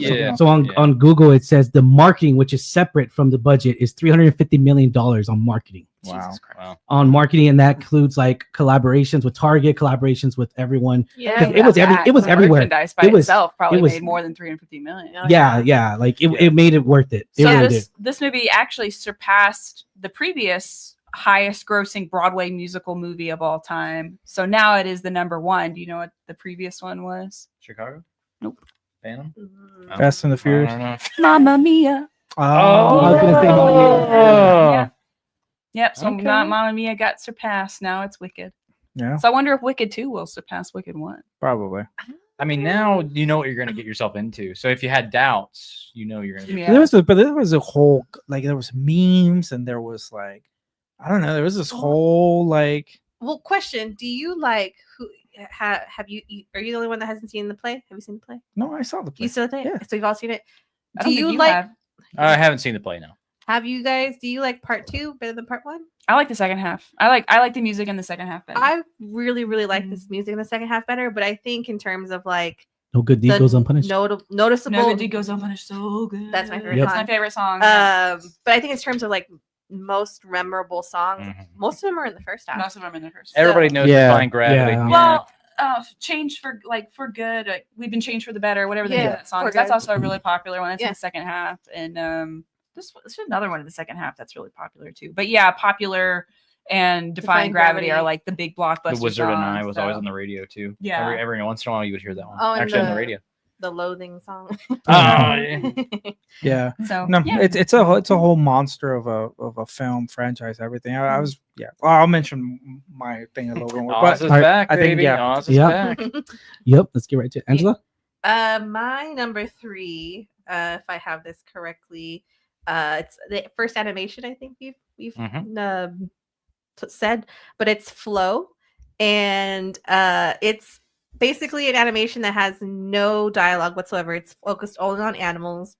Some animals in a random forest, focused primarily on a cat, and there's just randomly one day this flood that just happens for no reason, and it's the cat and the band of random animals that have to get together and survive this flood, basically. Yeah. And you have like a capybara, you have like a mystical bird. Yeah, I forget what that bird, Dogs. what kind of bird it is. Yeah, but Yeah. yeah, it's dogs, dogs. Yeah. lemur. Lemur. The Yeah, lemur. the lemur was cute. Yes. Yeah. They were all really cute. And Yeah. again, it has absolutely no dialogue. There's Yeah. no human presence in this film, but there is presence of like abandoned towns. And it's really cool to see that as they navigate, because they basically go on a boat. But I will preface this by saying it is a very stressful movie to Very watch. stressful. If you love animals, If you own a cat, nothing be bad very happens. cautious. I'm gonna spoil it. Nothing bad Yeah. happens, but you are stressed because Yeah. you Yeah. want It goes these through animals these to live and survive. catastrophes. Yeah. Yeah, my wife wouldn't have been able Yeah, to watch it. I saw the She- poster and I was like, nah, I can't watch that Yeah. movie. Yeah. It goes. Such a good yeah. film, though. It's so like It's beautiful. it's a beautiful film. The animation is a different style than I've seen Yeah. recently, and I just It's very kind of like watercolory, almost like. Mhm. Yeah. And Yeah, the poster just looks really pretty. Mhm. The artwork. for reference, I think what also stands out, and I'm not an animator, I kind of follow some of that world, but my understanding is that most of the animation was done with this tool called Blender, which is used for animation, but it's also not like so it's not the same as like CGI animation. It's a different style and approach to it that you can tell, because it's more like raw. It's not as polished, if that makes sense, but in a good way, in an art sense. Like that's what I think gave the visual design of Flow its own kind of little stamp. In my understanding, it is harder to animate the things that they did at the scale that they did using this tool. So it's almost I don't want to call it like a full-on handicap, but it's even more impressive that that's the approach that they took for animating. And it's great. It's yeah, great. it's a The great colors. I saw story. it this week. Beautiful, I yeah. loved it. I know we talked about it, but I honestly, I'm gonna predict it. This is definitely gonna be my pick for best animated film of the year. I think it's gonna beat The Wild Robot. Of course, it's Wild Robot and Flow all the same, but yeah, first animation, which is crazy, because Inside Out 2 is still there, like Yeah, as far as yeah. nomination goes, and like I think it was also a very solid year for animation and stuff. Yes, But the fact yes. that like Disney's not in the conversation, at least for the award season so it's far, crazy. it's kind of been Yeah. between people are saying we between the even Wild we even Robot said or- on our theater Flow. reaction was that on Wild Robot, it's like Disney ain't the only one that can make people cry now. You know, and yeah. that hasn't been the way, but there was a clear stamp of polish, I think, in these movies that while I was very happy with Inside Out too, and I thought it wasn't going to do as good as it did, and I was very happy with what I saw. Competition's getting, and Pixar, and well, not only Pixar, I think DreamWorks did something similar with the Wild Robot. They keep letting these animators go, so it's like, hey, they're gonna go work on things that they care about, or maybe some of the smaller studios can pick them up and stuff like that. And so I think competition is going to continue, and the technology gets better all the time. But I like that we're seeing more different types of animation styles, aside from like Disney, Pixar. And DreamWorks too has a similar almost style, but I liked, like you said, it's a different animation style. Even then, another animation that didn't make the list, but I still really liked it, was it's an adult animation, Memoir of a Snail. Oh, yeah, Memoir of a Snail. It's very much almost like That's a claymation, great like movie. almost like Wallace and Gromit, almost. Yeah. But that was really funny. So I really like that we're getting all these different styles. It just really goes to show like the versatility you can do. Yeah, I would even argue best. There's a lot of great animation movies that could beat live action movies this year. Yeah, that would like are better movies than live Yeah. action. I would say that. Oh yeah, and oh no, I Yeah. agree. Yeah, Yeah. I mean, I'll talk soon Yeah. about like an animated movie that's Yep. higher in the list than live action stuff for me. But last thing I'll say is on Flow, if you guys get to watch it or audience member that give it a chance, there's actually some really cool themes around it. There was some stuff that I couldn't, since there's no dialogue, it's not put in your face, or there's no like exposition that's super clear, but you can kind of pick up on some things. They did really good capturing like animal behavior, like all the gestures that this cat did. Like I've seen it at home like tenfold, but even just the other animals and how they behave, like they're not meant to like each other, because some of it is their nature as far as how they behave, but it's a movie about unity, coming together in times of darkness or against circumstances that you don't control, such as a flood. And then there's even like a lot of arcs of what it means to have hope and what it means to come together and creating a community. So it was just really cool for something that goes unspoken. Like it there was some things that I was like, is that what they meant? And then I started looking it up, and it's like, yeah, that's really what they were going for. So it like transcends language. Like on the animal side of who knew a cat could have character? I've seen it at home. I'll tell you that. We do that. We have so many cats. My like, little all boy of us Blade, are cat owners. Yeah, literally. They keep scratching on fucking couches. Chippy. I love Chippy. All right, I'll get right to it. My number 3 is going to be Conclave. Conclave is a movie that's been reaching a lot of Oscar nomination, or a lot of Golden Globe nominations, and everything. It's getting a lot of press release for it and everything. And so Conclave is a movie where a pope dies and they have to find a new pope. And it's the same traditions of the Catholic Church, but at the same time, you get to really get sucked into this world of how they do it, what's the procedures, what's the old traditions that they still even do to this day when the next pope comes in line. Politicking. And that's the thing too, is that there's so much politics, way more than I thought they would, when it comes down to this into this circumstance, into this situation of the Catholic Church and how they do the procedures. And another thing too, I do want to say, if you love politics, if you love that stuff, like that style where like skeletons come out the closet, and they do in this movie, where you're like, you're never going to be pope, or you're not going to be, like, just crazy. All this stuff starts revealing, and then other determinations to get rid of the other guys contended to be pope. So it's stuff like that really show us like that. And then Ralph and Stanley, they are both Stanley great. Tucci. He is, man, everything he does. And I'm so like Ralph Fiennes, I think that's he's been doing so much stuff recently that he's well, he's Voldemort. Yeah, of course. Yeah.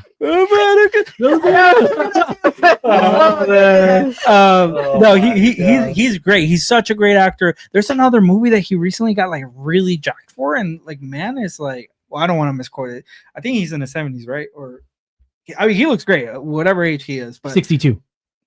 I apologize, but I added a little bit in there for Cancel 2.0. Cancel. No, but he looks great. He's getting a lot of work, and not a lot of people know he was Voldemort. And like, yeah, he absolutely kills it. I actually really want to see this movie. I haven't gotten a chance to, same. But I'm from Mexico, and it's a predominantly Catholic, households and country as a whole. Mm-hmm. And I remember when one of the popes passed away, I believe it's Juan Pablo II.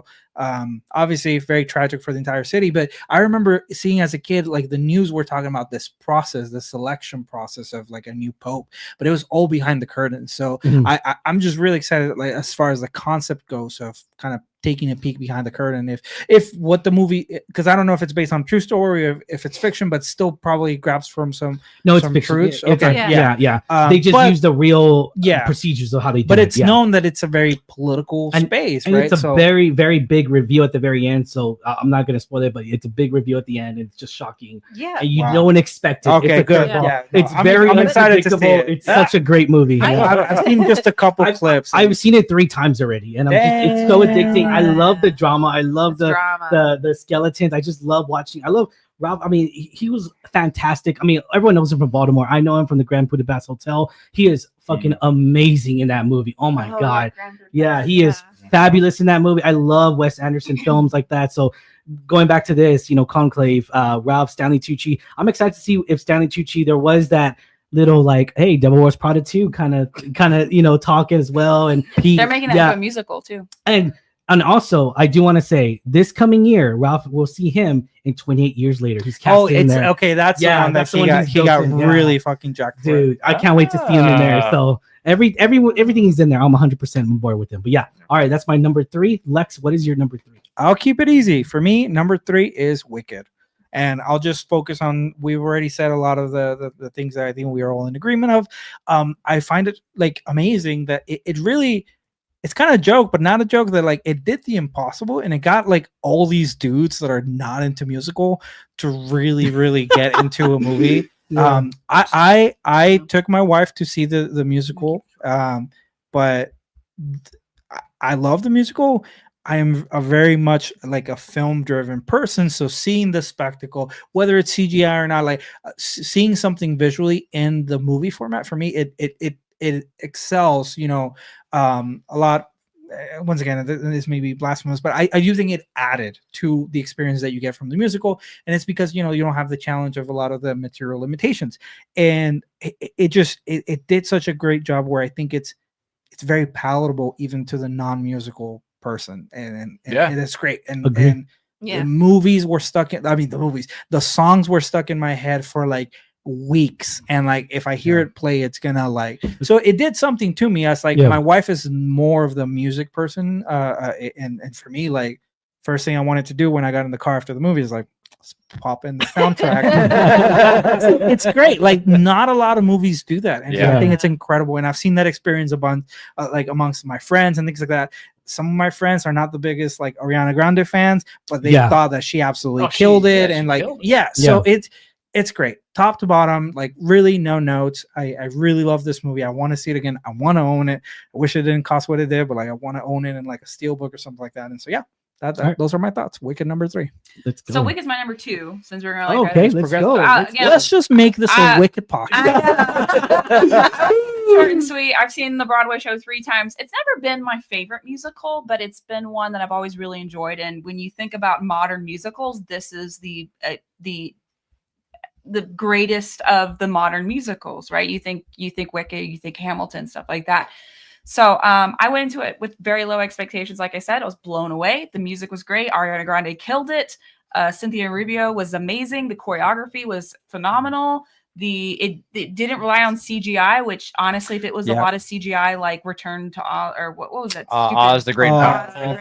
Oh god, that's what I thought. So we started watching that. I was like, God, it's horrible. The CGI in there's terrible. So bad. And it's like green screen. You sorry, can just tell. Mila Kunis should not have been. Even James Franco. Even James Franco. I mean, he's canceled right now, but so Wicked is phenomenal. I'm he is excited about the second part. Who's not? Oof. So we've talked about. Apparently, if you're at a Diddy party, that's when you're not canceled. if he was at a Diddy party, you're canceled. You gotta drop that in. Yeah. Oh boy. But Kristen, I think those are great points. I think wholeheartedly. I'm excited to see like what your number 1 is, though, because Wicked could have easily been a lot of number 1s, but like for sure. Yeah. I thought someone was gonna pick it number 1, but anyways. I forgot that you didn't. Yeah. Okay. No, that's my number 2. Straight. All right, number 2 for me was M. Night Shyamalan's Trap, actually, this year. Oh. That's my number 2. Oh, okay. Money-wise, it did really well. It did well. It was on a budget of $30 million. It made 80, so it made money. Honestly, that is really... I forget M. Night's record with, of course, like the super big movies, but I think that's actually I will have a flag for M. Night. I mean, usually his movies they're not for everybody. For sure, yeah. But I think when I walked away from this movie, what I liked the most was Josh Hartnett's character. Yeah. Oh my god. So like he really does like this really cool, like, I don't know how they managed to make you do it, but you're rooting for a serial killer and you want him to get out of these spots. You hate the guy because he's a terrible human being, but you want him to escape.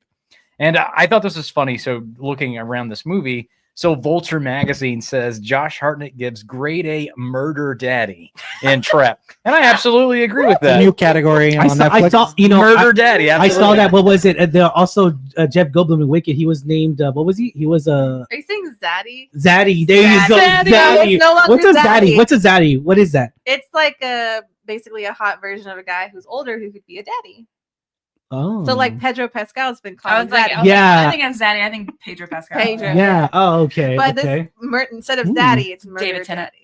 daddy. Oh, okay. All right. I will say, so he Pierce gets in a Brosnan. lot of situations in this movie, and he gets his way out of them in very unique ways, which is really fun to watch. You could almost say this could be like a weekly TV show. Like, how's he get out of this week? But what really made me like this movie the most was there's a scene towards the end, and it's very intense, but the way that he does the character is very subtle. And I think a lot of actors would have tried to go over the top and be like Jack Nicholson. Yeah. The way Josh Hartnett does it, it's like there's so much anger inside of him. He's trying to keep it in, but he does it so subtle that it's almost like he could snap at any second. Mhm. And it's so cool how he does it. And nobody's going to talk about it and appreciate it, and they should. Josh No, Hartnett's performance should be- his performance in here was fantastic. I love that movie. That movie was great. I mean, people were like, "Oh, this could happen at a Taylor Swift concert." There were so many different scenarios.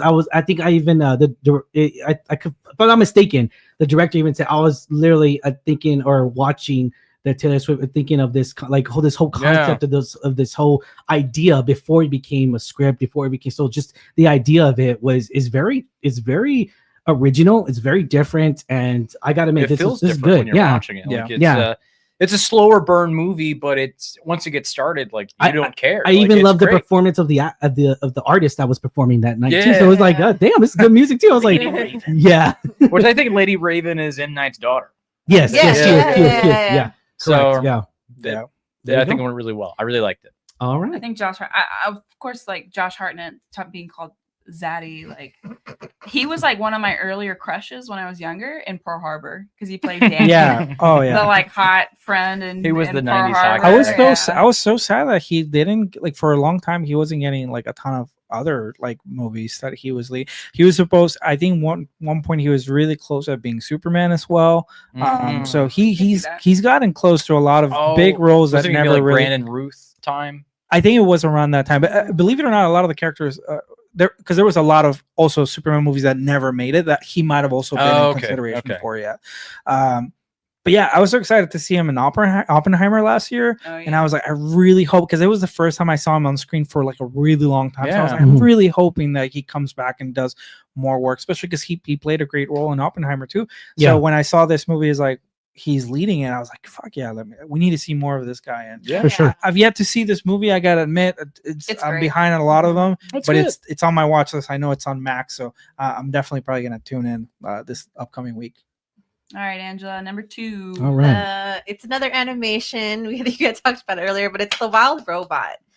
And Okay. I really, really think that it barely beat Flow, only in the sense of I wasn't as stressed out. Yeah. And I loved Flow so much, but this one, I'm just a sucker for animals and nature, and I really, really liked the whole concept of the message. Yep. Lupita, she's great in anything that she does. I am backing that girl in anything she does. I hadn't seen her do like full on voice acting though, so that was great. But she has a wonderful voice, and it was so like funny. Yeah, DreamWorks. Yes. Yeah. And it was so funny, and just it was so heartwarming, and it was just an all around good film. I think for a lot of good ages too. And I just, again, the animation was so crazy and it was so good and it's beautiful. That's what I love, that we're not fully. We shifted away for a little bit of like Disney dominating. I'm saying just animation in general. Yeah. Like we went everything live action. Let's do that, or everything like a full on 3D rendering. And now we're blending in 3D, kind of still CGI, but with kind of like watercolor approach and the colors, or like I forget what it's called, cell shading maybe. Yes, I think it's called cell shading as well, where you can see the outline as if it was a character that was like written. I know Into the Spider-Verse did this a lot, and I think kind of revamped and pushed everyone to, hey, let's not go full 3D. Let's kind of bring back and blend in some technologies. I was gonna say, I think that's the movie that established that an audience will appreciate something that's different, and they'll stay around and they'll want more of it. Or just animation for like for adults or all ages, if you will, you know. So and for this being a popular book and everything, turned to I found out it was a book too, and it has a whole series too. Yeah, so that's really cool. So I'm very interested to see if they're gonna do more with it, or if they're just gonna, because I mean they haven't announced anything yet, but I'm definitely interested. Definitely, if they do announce a second one, I'll definitely be interested in that. Oh, for sure. All right. But yeah, that was my number 2. All right, guys. All right, let's get right to it. My number 2 is gonna be Challengers. Challengers with Zendaya. One of the things I'm going to say here. Oh my God. There's clearly a pattern. There is a pattern in the movie. Time out. First and foremost, I do want to say the threesome is not even, it doesn't even like, spoiler, it doesn't even happen to begin with. It's just, exactly. False advertising. It is false advertising. Ryan presents the Brazzers Awards. Yeah. So Zendaya is very vindicting in here. She's very plotting, and I love it when characters really have this plot motive in a way, and also determination. And I love that with Zendaya. We saw that a lot more in Euphoria. We saw that even when she was a Disney Channel kid and stuff like that. So knowing where her roots are and everything, and at the end of the day, this movie is so good. I loved it. She's a phenomenal actor.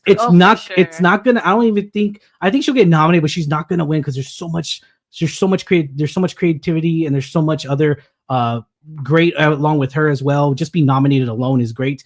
But Zendaya in here, she's still super young too. Yeah, crazy. Zendaya has got this that big old rock great, on her finger now. I know.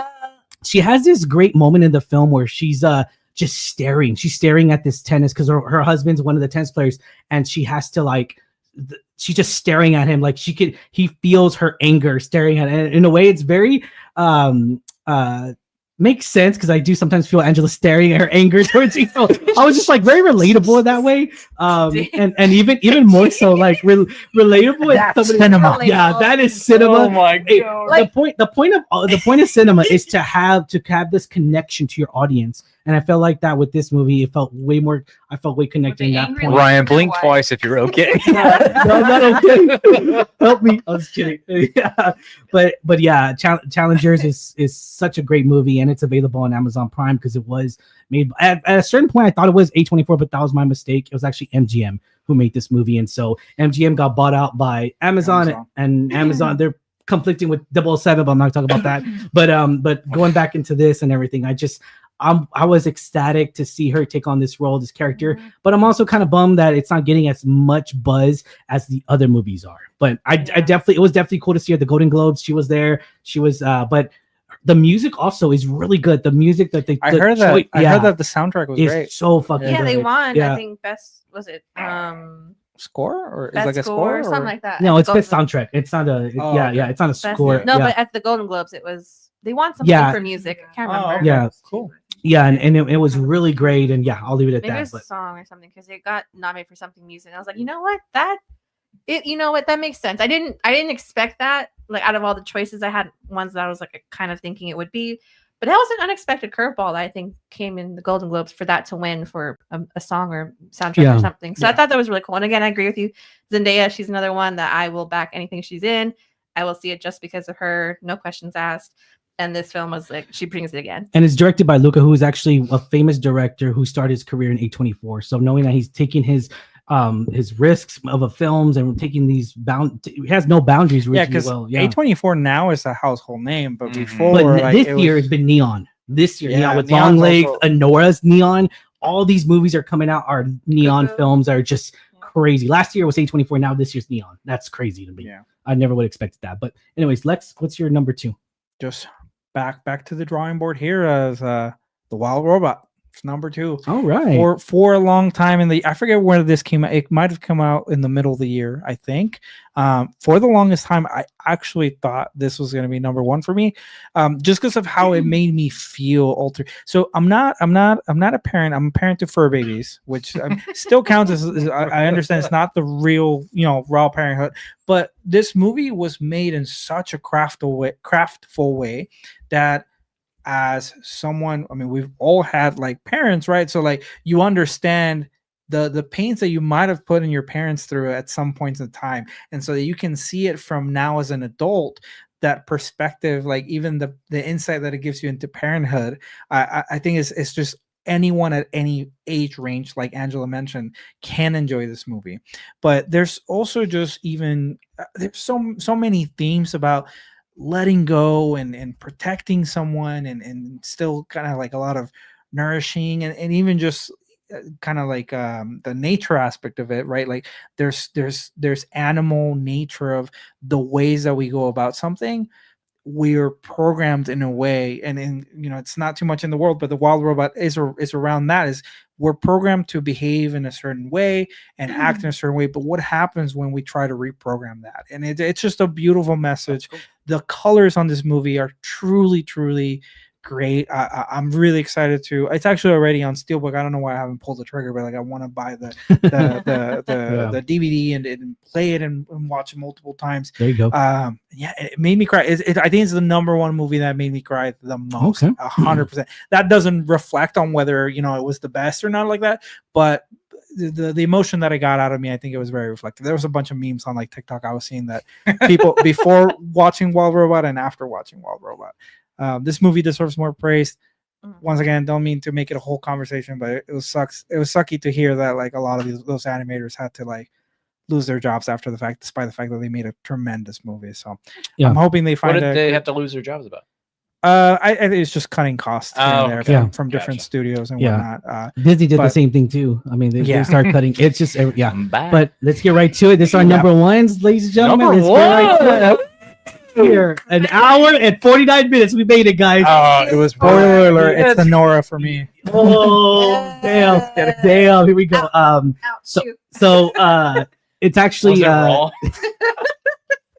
wow. Okay. Anyways, we're going back into this. Thank you guys we've had consistently 3 viewers. Thank you so much, man. Thank you so much to everyone's watching on our streaming and everything. Thank you so much. And put a comments down below. I know I did see a few comments here and there on what their top 5. So Juan, who used to be a part of the show, says Long Legs, Deadpool, Wolverine, Sonic 3, Nosferatu, and Wild Robot are his top 5 movies. Wild Robot. Hey, Wild Robot's in there. Deadpool, Wolverine. I respect that. All right, I get it. I get it. Shout out to Long Legs. Yeah, Long Legs. You're poking the bear with that one. Yeah. And then Tom, who responded early, about an hour or 2 hours ago. Tom, I'm sorry. I think Late Night with the Devil is one of the best. We agreed. I mean, we talked about that. Yeah, we talked about absolutely. That. Definitely agree with you. And then Hugo said he agreed with Lex during that conversation. That was about 2 hours ago. So that's awesome, man. Appreciate it, for support. Sorry, I'm real bad with that. I'm working graphics. we get locked in and like it's harder. Yeah, that's but we appreciate you guys. We appreciate the engagement. Yeah. It seems like we're not all off in terms of a lot of these movies. It's just a great year. It keeps getting better and better. This year will make no difference because we can't wait. Superman, 28 years later, we get this little thing right here. Yeah, the whole thing.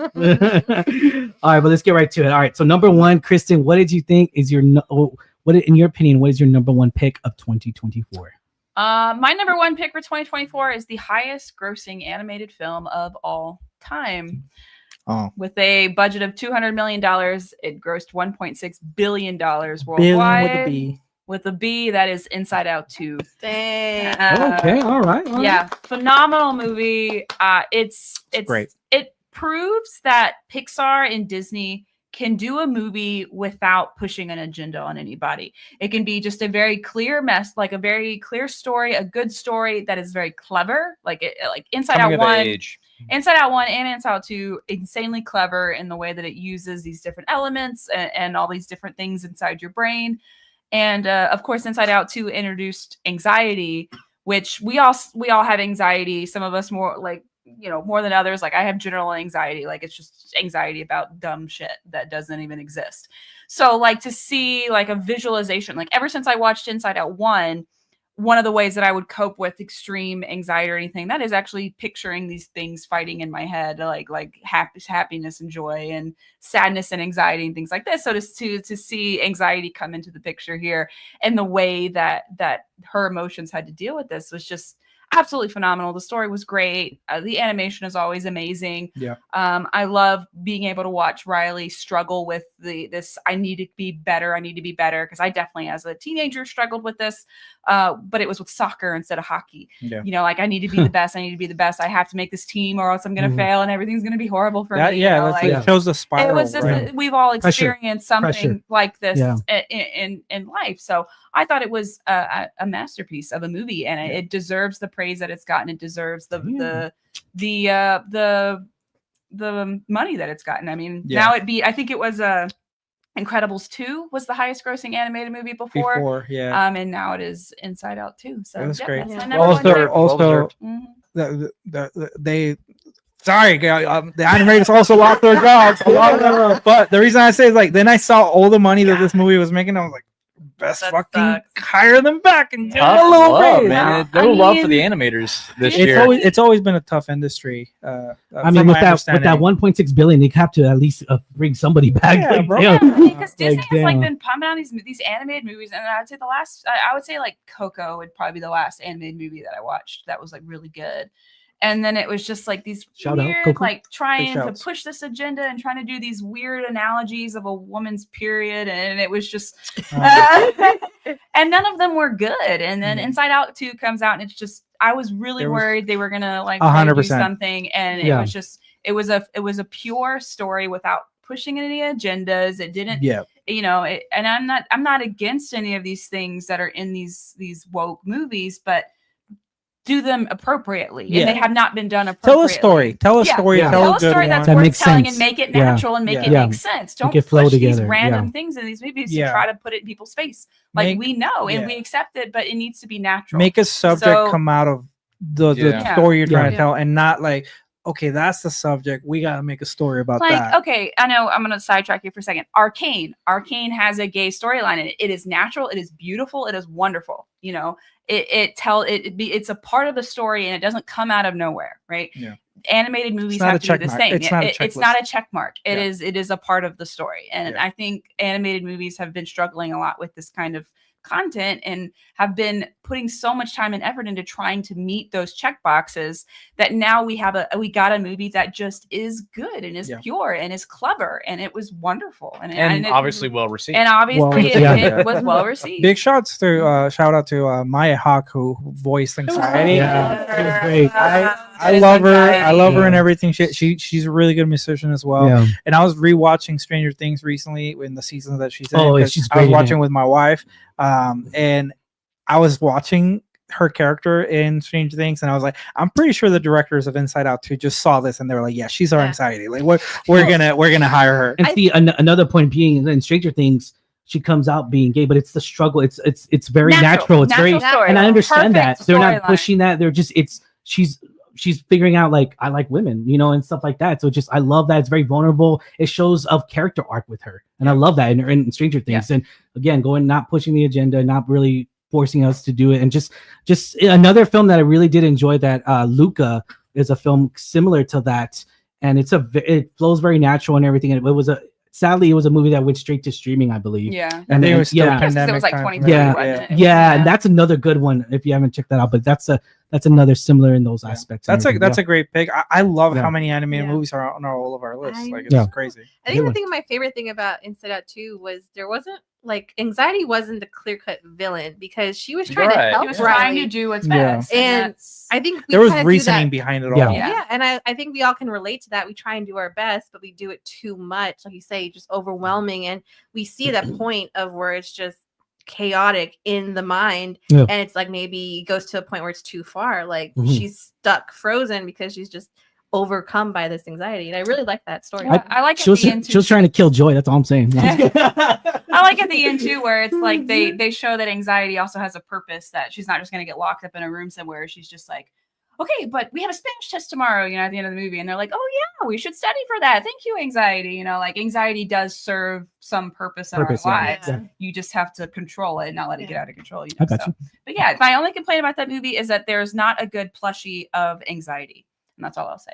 I wanted like a good plushie. I was like, immediately after the movie, I was like, I want a plushie of so I can just cuddle her. And I think they're they all look. ugly as I think they hell. all look goofy. Didn't Yeah, they? they're terrible. Yeah. If somebody has a good link, maybe on an Etsy store or something, let me know. 'Cause Hit us up. the Disney ones are horrible. All right. All right, let's get right to it.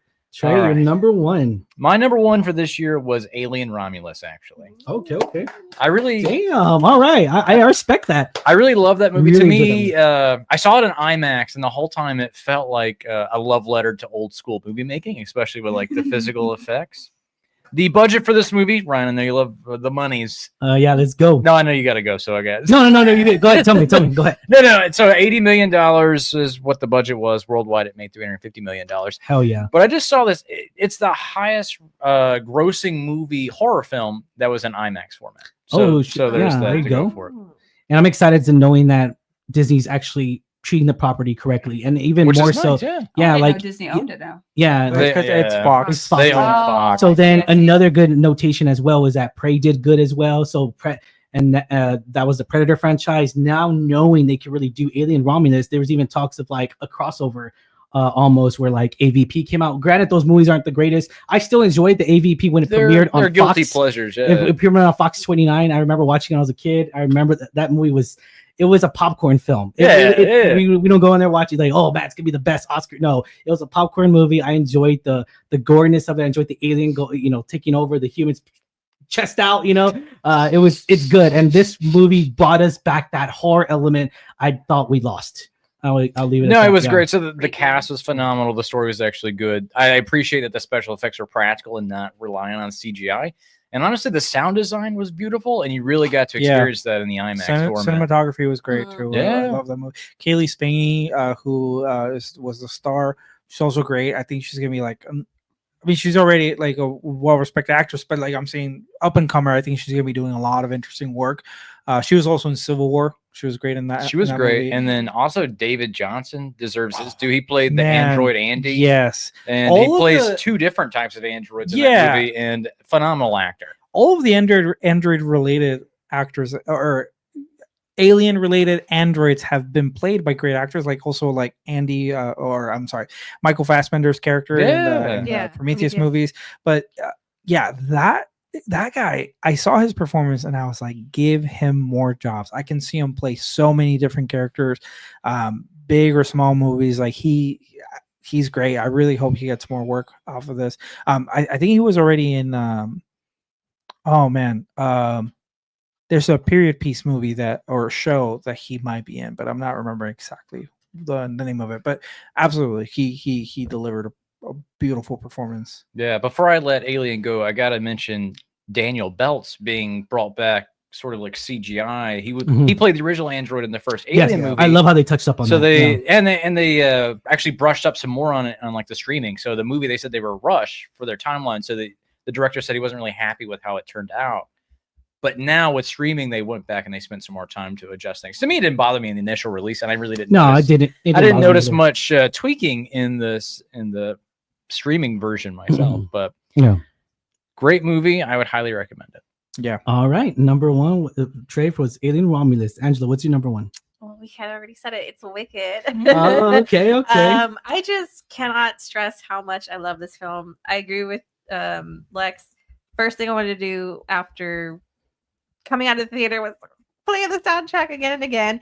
And I had gotten a little bit of hate when we did the review because I had said I had never heard Cynthia sing before. We And I know both she's a got we prominent both got Broadway, a hate on But it. I personally just hadn't seen her act and I hadn't seen her sing. Yeah. And I was worried not because of her, but I was just also worried because of the direction it was going to go on. Like Kristen said, Mean Girls wasn't the best adaptation. So I wanted them to do it right.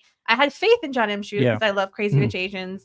I really, really liked In the Heights, which I didn't think got enough recognition. Yeah, I didn't. Oh, I didn't know he did Crazy Rotation. Yeah. Ah. This guy started with a documentary or a documented concert of Justin Bieber. That's when he started his directing debut. Which I didn't see, but I like Justin Bieber. Anyways, Yeah. But this movie was amazing. I agree Yeah. with Ryan. I think they needed a film to bring this world to life, and I really Yeah. appreciate that he had practical sets and they built it instead of just relying solely on CGI. Like even some of the finer details of planting, like however many million tulips in that scene, so you can get in Munchkin.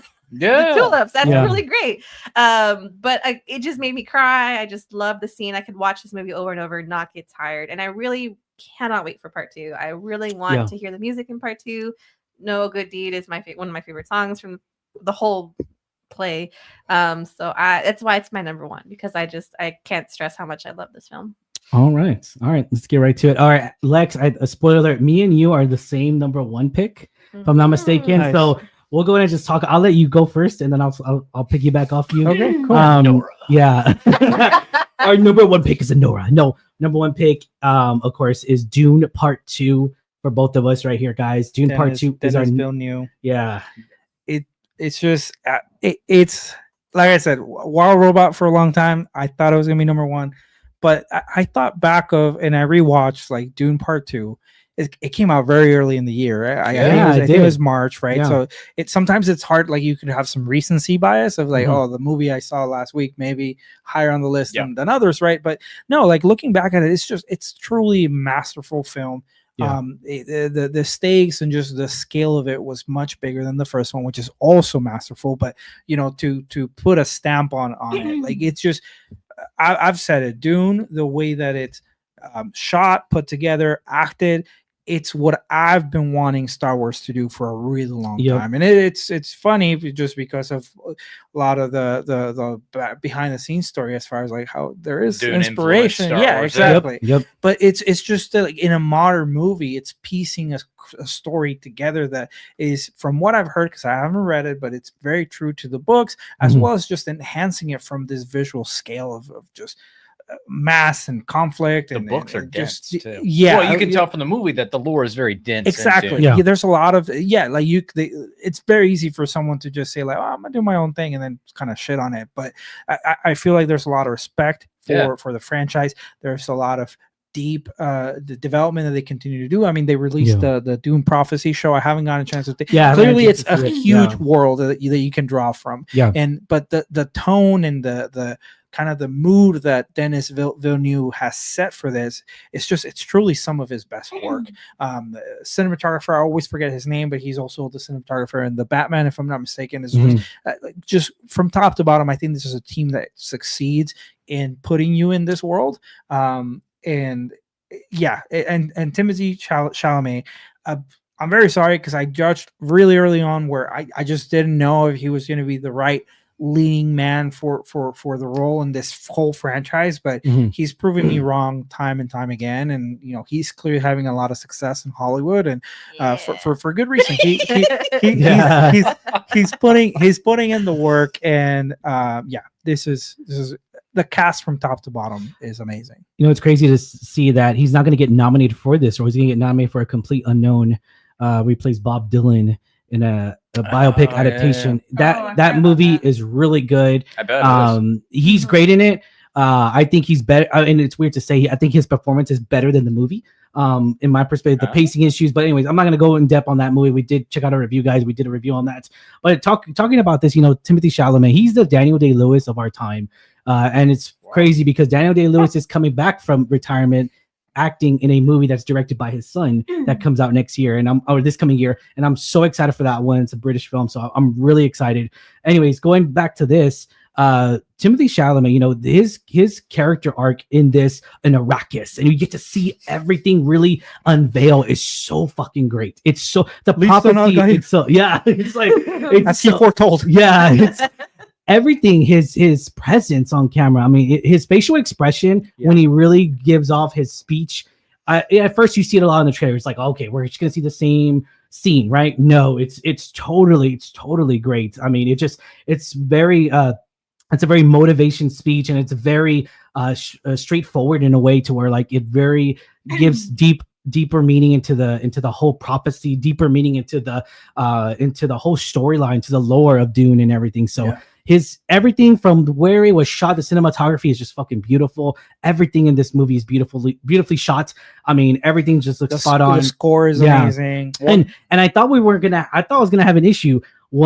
It's gonna be better than the first one, and it fucking delivered. I gotta poo-poo on Nosferatu one more time. What's up? But I was gonna say Dune 2, like the cinematography is beautiful, but I think it has soul.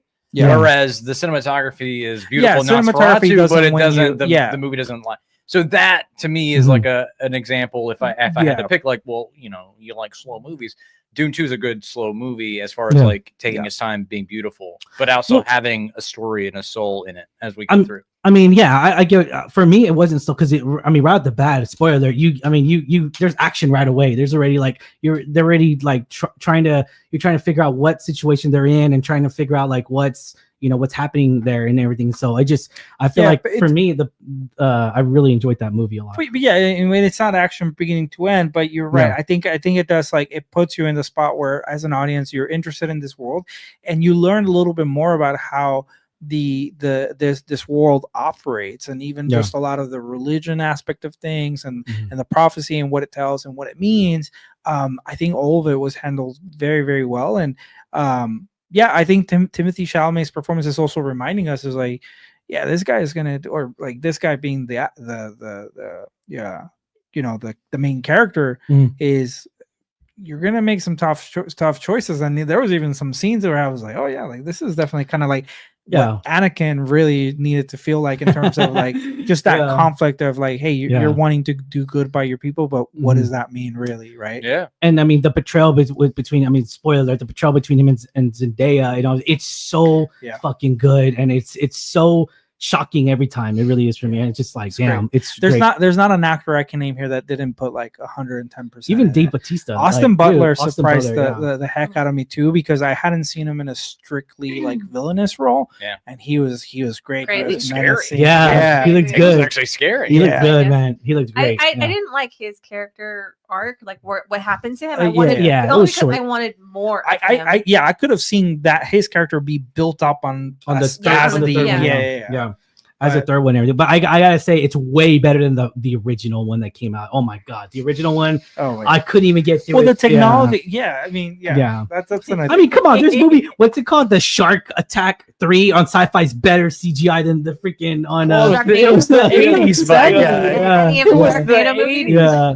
yeah. I mean, Alien. Come on, Alien. I mean, there wasn't CGI back then. It was more props. So like Alien, like just there's movies that did a great job in the 80s that succeeded in their worlds and everything. And so it just comes down to production, and the studio didn't even take it seriously to begin with. So the last thing I'll say is, like, if we look back at Denis Villeneuve's filmography, like, he has one of the best resumes I've looked at in terms of just strictly a director. Like, I love his Prisoners movie, which has nothing to do with sci-fi.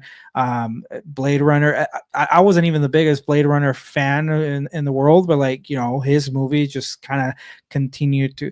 I find him, like, he was really kind of doing the reps and exercises to, like, hey, can I craft a sci-fi spectacle with the tech of today, and I feel like Blade Runner did that for him, and then now he's delivering this. It's truly masterful. I'm piggyback off saying another film that I fucking love that he directed is Sicario. That movie is fucking amazing. The first one, not the second one, not the second one. God, no, I like both of them. The first one, Benicio. I like the second one too, but I felt the. Yeah, I mean, even John Bertha, the Punisher's in there, like real quick, villain role, That's daddy. Oh my god, we actually saw him. We took a picture of him. Yeah, that was us. Now we have a better idea of everyone's top 5 for 2024. That was a lot of fun. Yeah. So if we look at box office earnings and critical reception of all the top 5, box office earnings, Alien Romulus would be number 4, 350 million. Wicked, just a little bit more at 370 million. Dune Part 2 grossed 711 million. And then, of course, Inside Out 2 is the most profitable movie this year, 1.46 billion worldwide. Boom, in terms of critical reception, Alien Romulus had the lowest in terms of Rotten Tomatoes scores, where Alien Romulus had 55%. Wicked received 78% approval on Rotten Tomatoes. And then Inside Out 2 and Dune both received 92% Damn. approval rating. There we go. Nice. See? Wow. An animated movie. Certified fresh. Good Damn, pick, an everyone. animated- Wait, yeah. what was Wild Robots? No one mentioned it. Oh well, we mentioned we number did- one. Yeah, we you're only- right. We only Number did number one. one left. No, that's totally fine. Yeah. I mean, we could give you those. I'm kind of curious. I forgot. Let's 'cause we didn't get let's talk get about the those number- stats. Yeah. So Wild Robots. Stupid. 97%. got it. Wild Okay. Robot. In the main, the box office what is was fine. the- But I mean, you can pull it up. But the reason I was thinking is because I remember the Wild Robot consistently held like a really high rating, and I was like, I wonder like what it's at now that it's been like almost half a year since it came out. Was Gross it one? $324.7 million. $324. Wow. It did all right, I guess. So just a little bit less than Alien. Yeah, a little bit less than Alien. Yeah. Romulus. I'm excited to the next Alien movie. I really am. I'm very I excited. hope they Can't keep watch bringing Fede Alvarez back. I think he's Yeah. incredible. He's I think he's an incredible I director. think they even said like him, that director and the director who did Prey, they were talking about doing a co-directing of AVP because they both know their properties, and to bring them in to really co-direct I think that's a brilliant idea. Yeah. I really think so. So But far, they're treating it with respect, so that's good.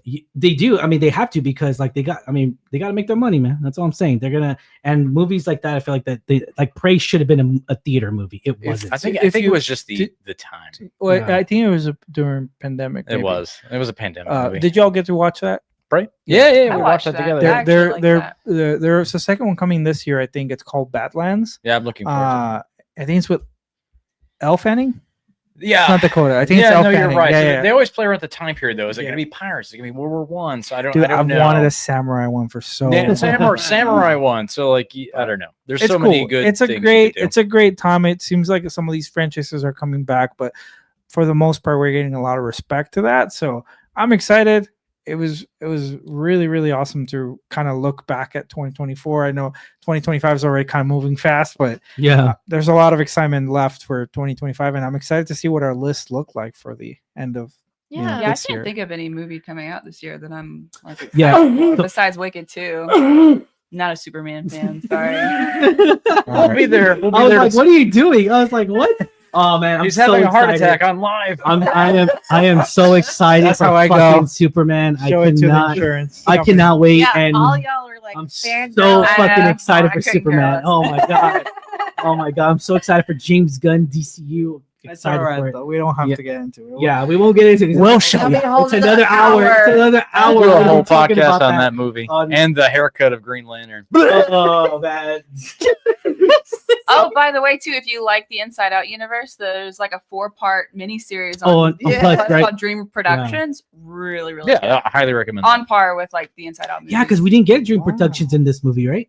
We didn't get like that whole. Mhm. Remember we got in the first one. We didn't get it in this one. Yeah, right? Yeah. no, so there's like a 4-part miniseries. It's really good. They're only like 30-minute episodes. So Very it's like cool. 2 hours, you know, you Oh, can watch okay. them. But yeah, highly definitely recommend that. definitely check that out. But all right, guys, thank you so much for tuning in, everybody. Thank y'all from the bottom of our hearts, and hopefully stay tuned. I mean, because this is about our longest episode to date. Yep. 2 hours and 15 minutes. Slap this. Theater. Good job, Snyder everybody. Good job, everybody. This is the Snyder Snyder cut. cut of Alamo City Yeah. Movie Talk. The Slap it Snyder on. Go to the episode. gym. You're gonna Let's you're gonna go. love it. Yeah, you're gonna love it. If you be sure to check us out on also on a podcast platform, so be able to listen to us while you're working out or while you're just driving away in traffic, wherever you're at. So put in comments down below. Of course, what did you guys think of our top 5 picks? Did you agree with them? You disagree with them? Let us know in the comments down below. But any final thoughts, guys? Anything else you want to say? This was great. Yeah. Just excited for It was 2025. it was raw. Stay tuned. Oh my god, Trey's never gonna let that fucking go. None of us are. Yeah, I know it's so raw. Anyways, be on the lookout as well. We were about to give away more passes coming out in the coming weeks and so, and also be sure to check us out as well. Our full movie review will be up later this week on The Wolfman. The Wolfman. There you go. I'm sorry, Wolfman, and also we got Unstoppable coming out with Jennifer Lopez, Ben Affleck production. Jerome. Yeah, Jerome, production company that made this film, and so that'll be available as well. And yeah, but let's get right to it. Anything else, guys? Anything else I want to say? Huh? Your Okay. choice matters. Oh, okay. All right. Damn. Okay. All right. Okay. Apparently, Zazzy is in a battle with. Zaddy. Oh my God. Okay. Sassy. What is it? Zaddy. Zaddy. Okay. Zaddy with a Z. The girls know it. That's okay. Cool. I knew it. Oh no. Here's Brosnan. Where are you? Oh, okay. I'll join your team on that one. All right, guys. Thank you so much for making us a part of your day. As always, I'm your host, Ryan D. You can call Ryan 680. I'm Kristen. I'm Frankie. I'm Angela. And this was Lex. Happy 2025, guys. Let's go, guys. You know what to do. Like, share, subscribe. If you haven't already, be sure to hit that subscribe notification and don't forget to hit the bell. You know what to do. Latest. See you at the movies.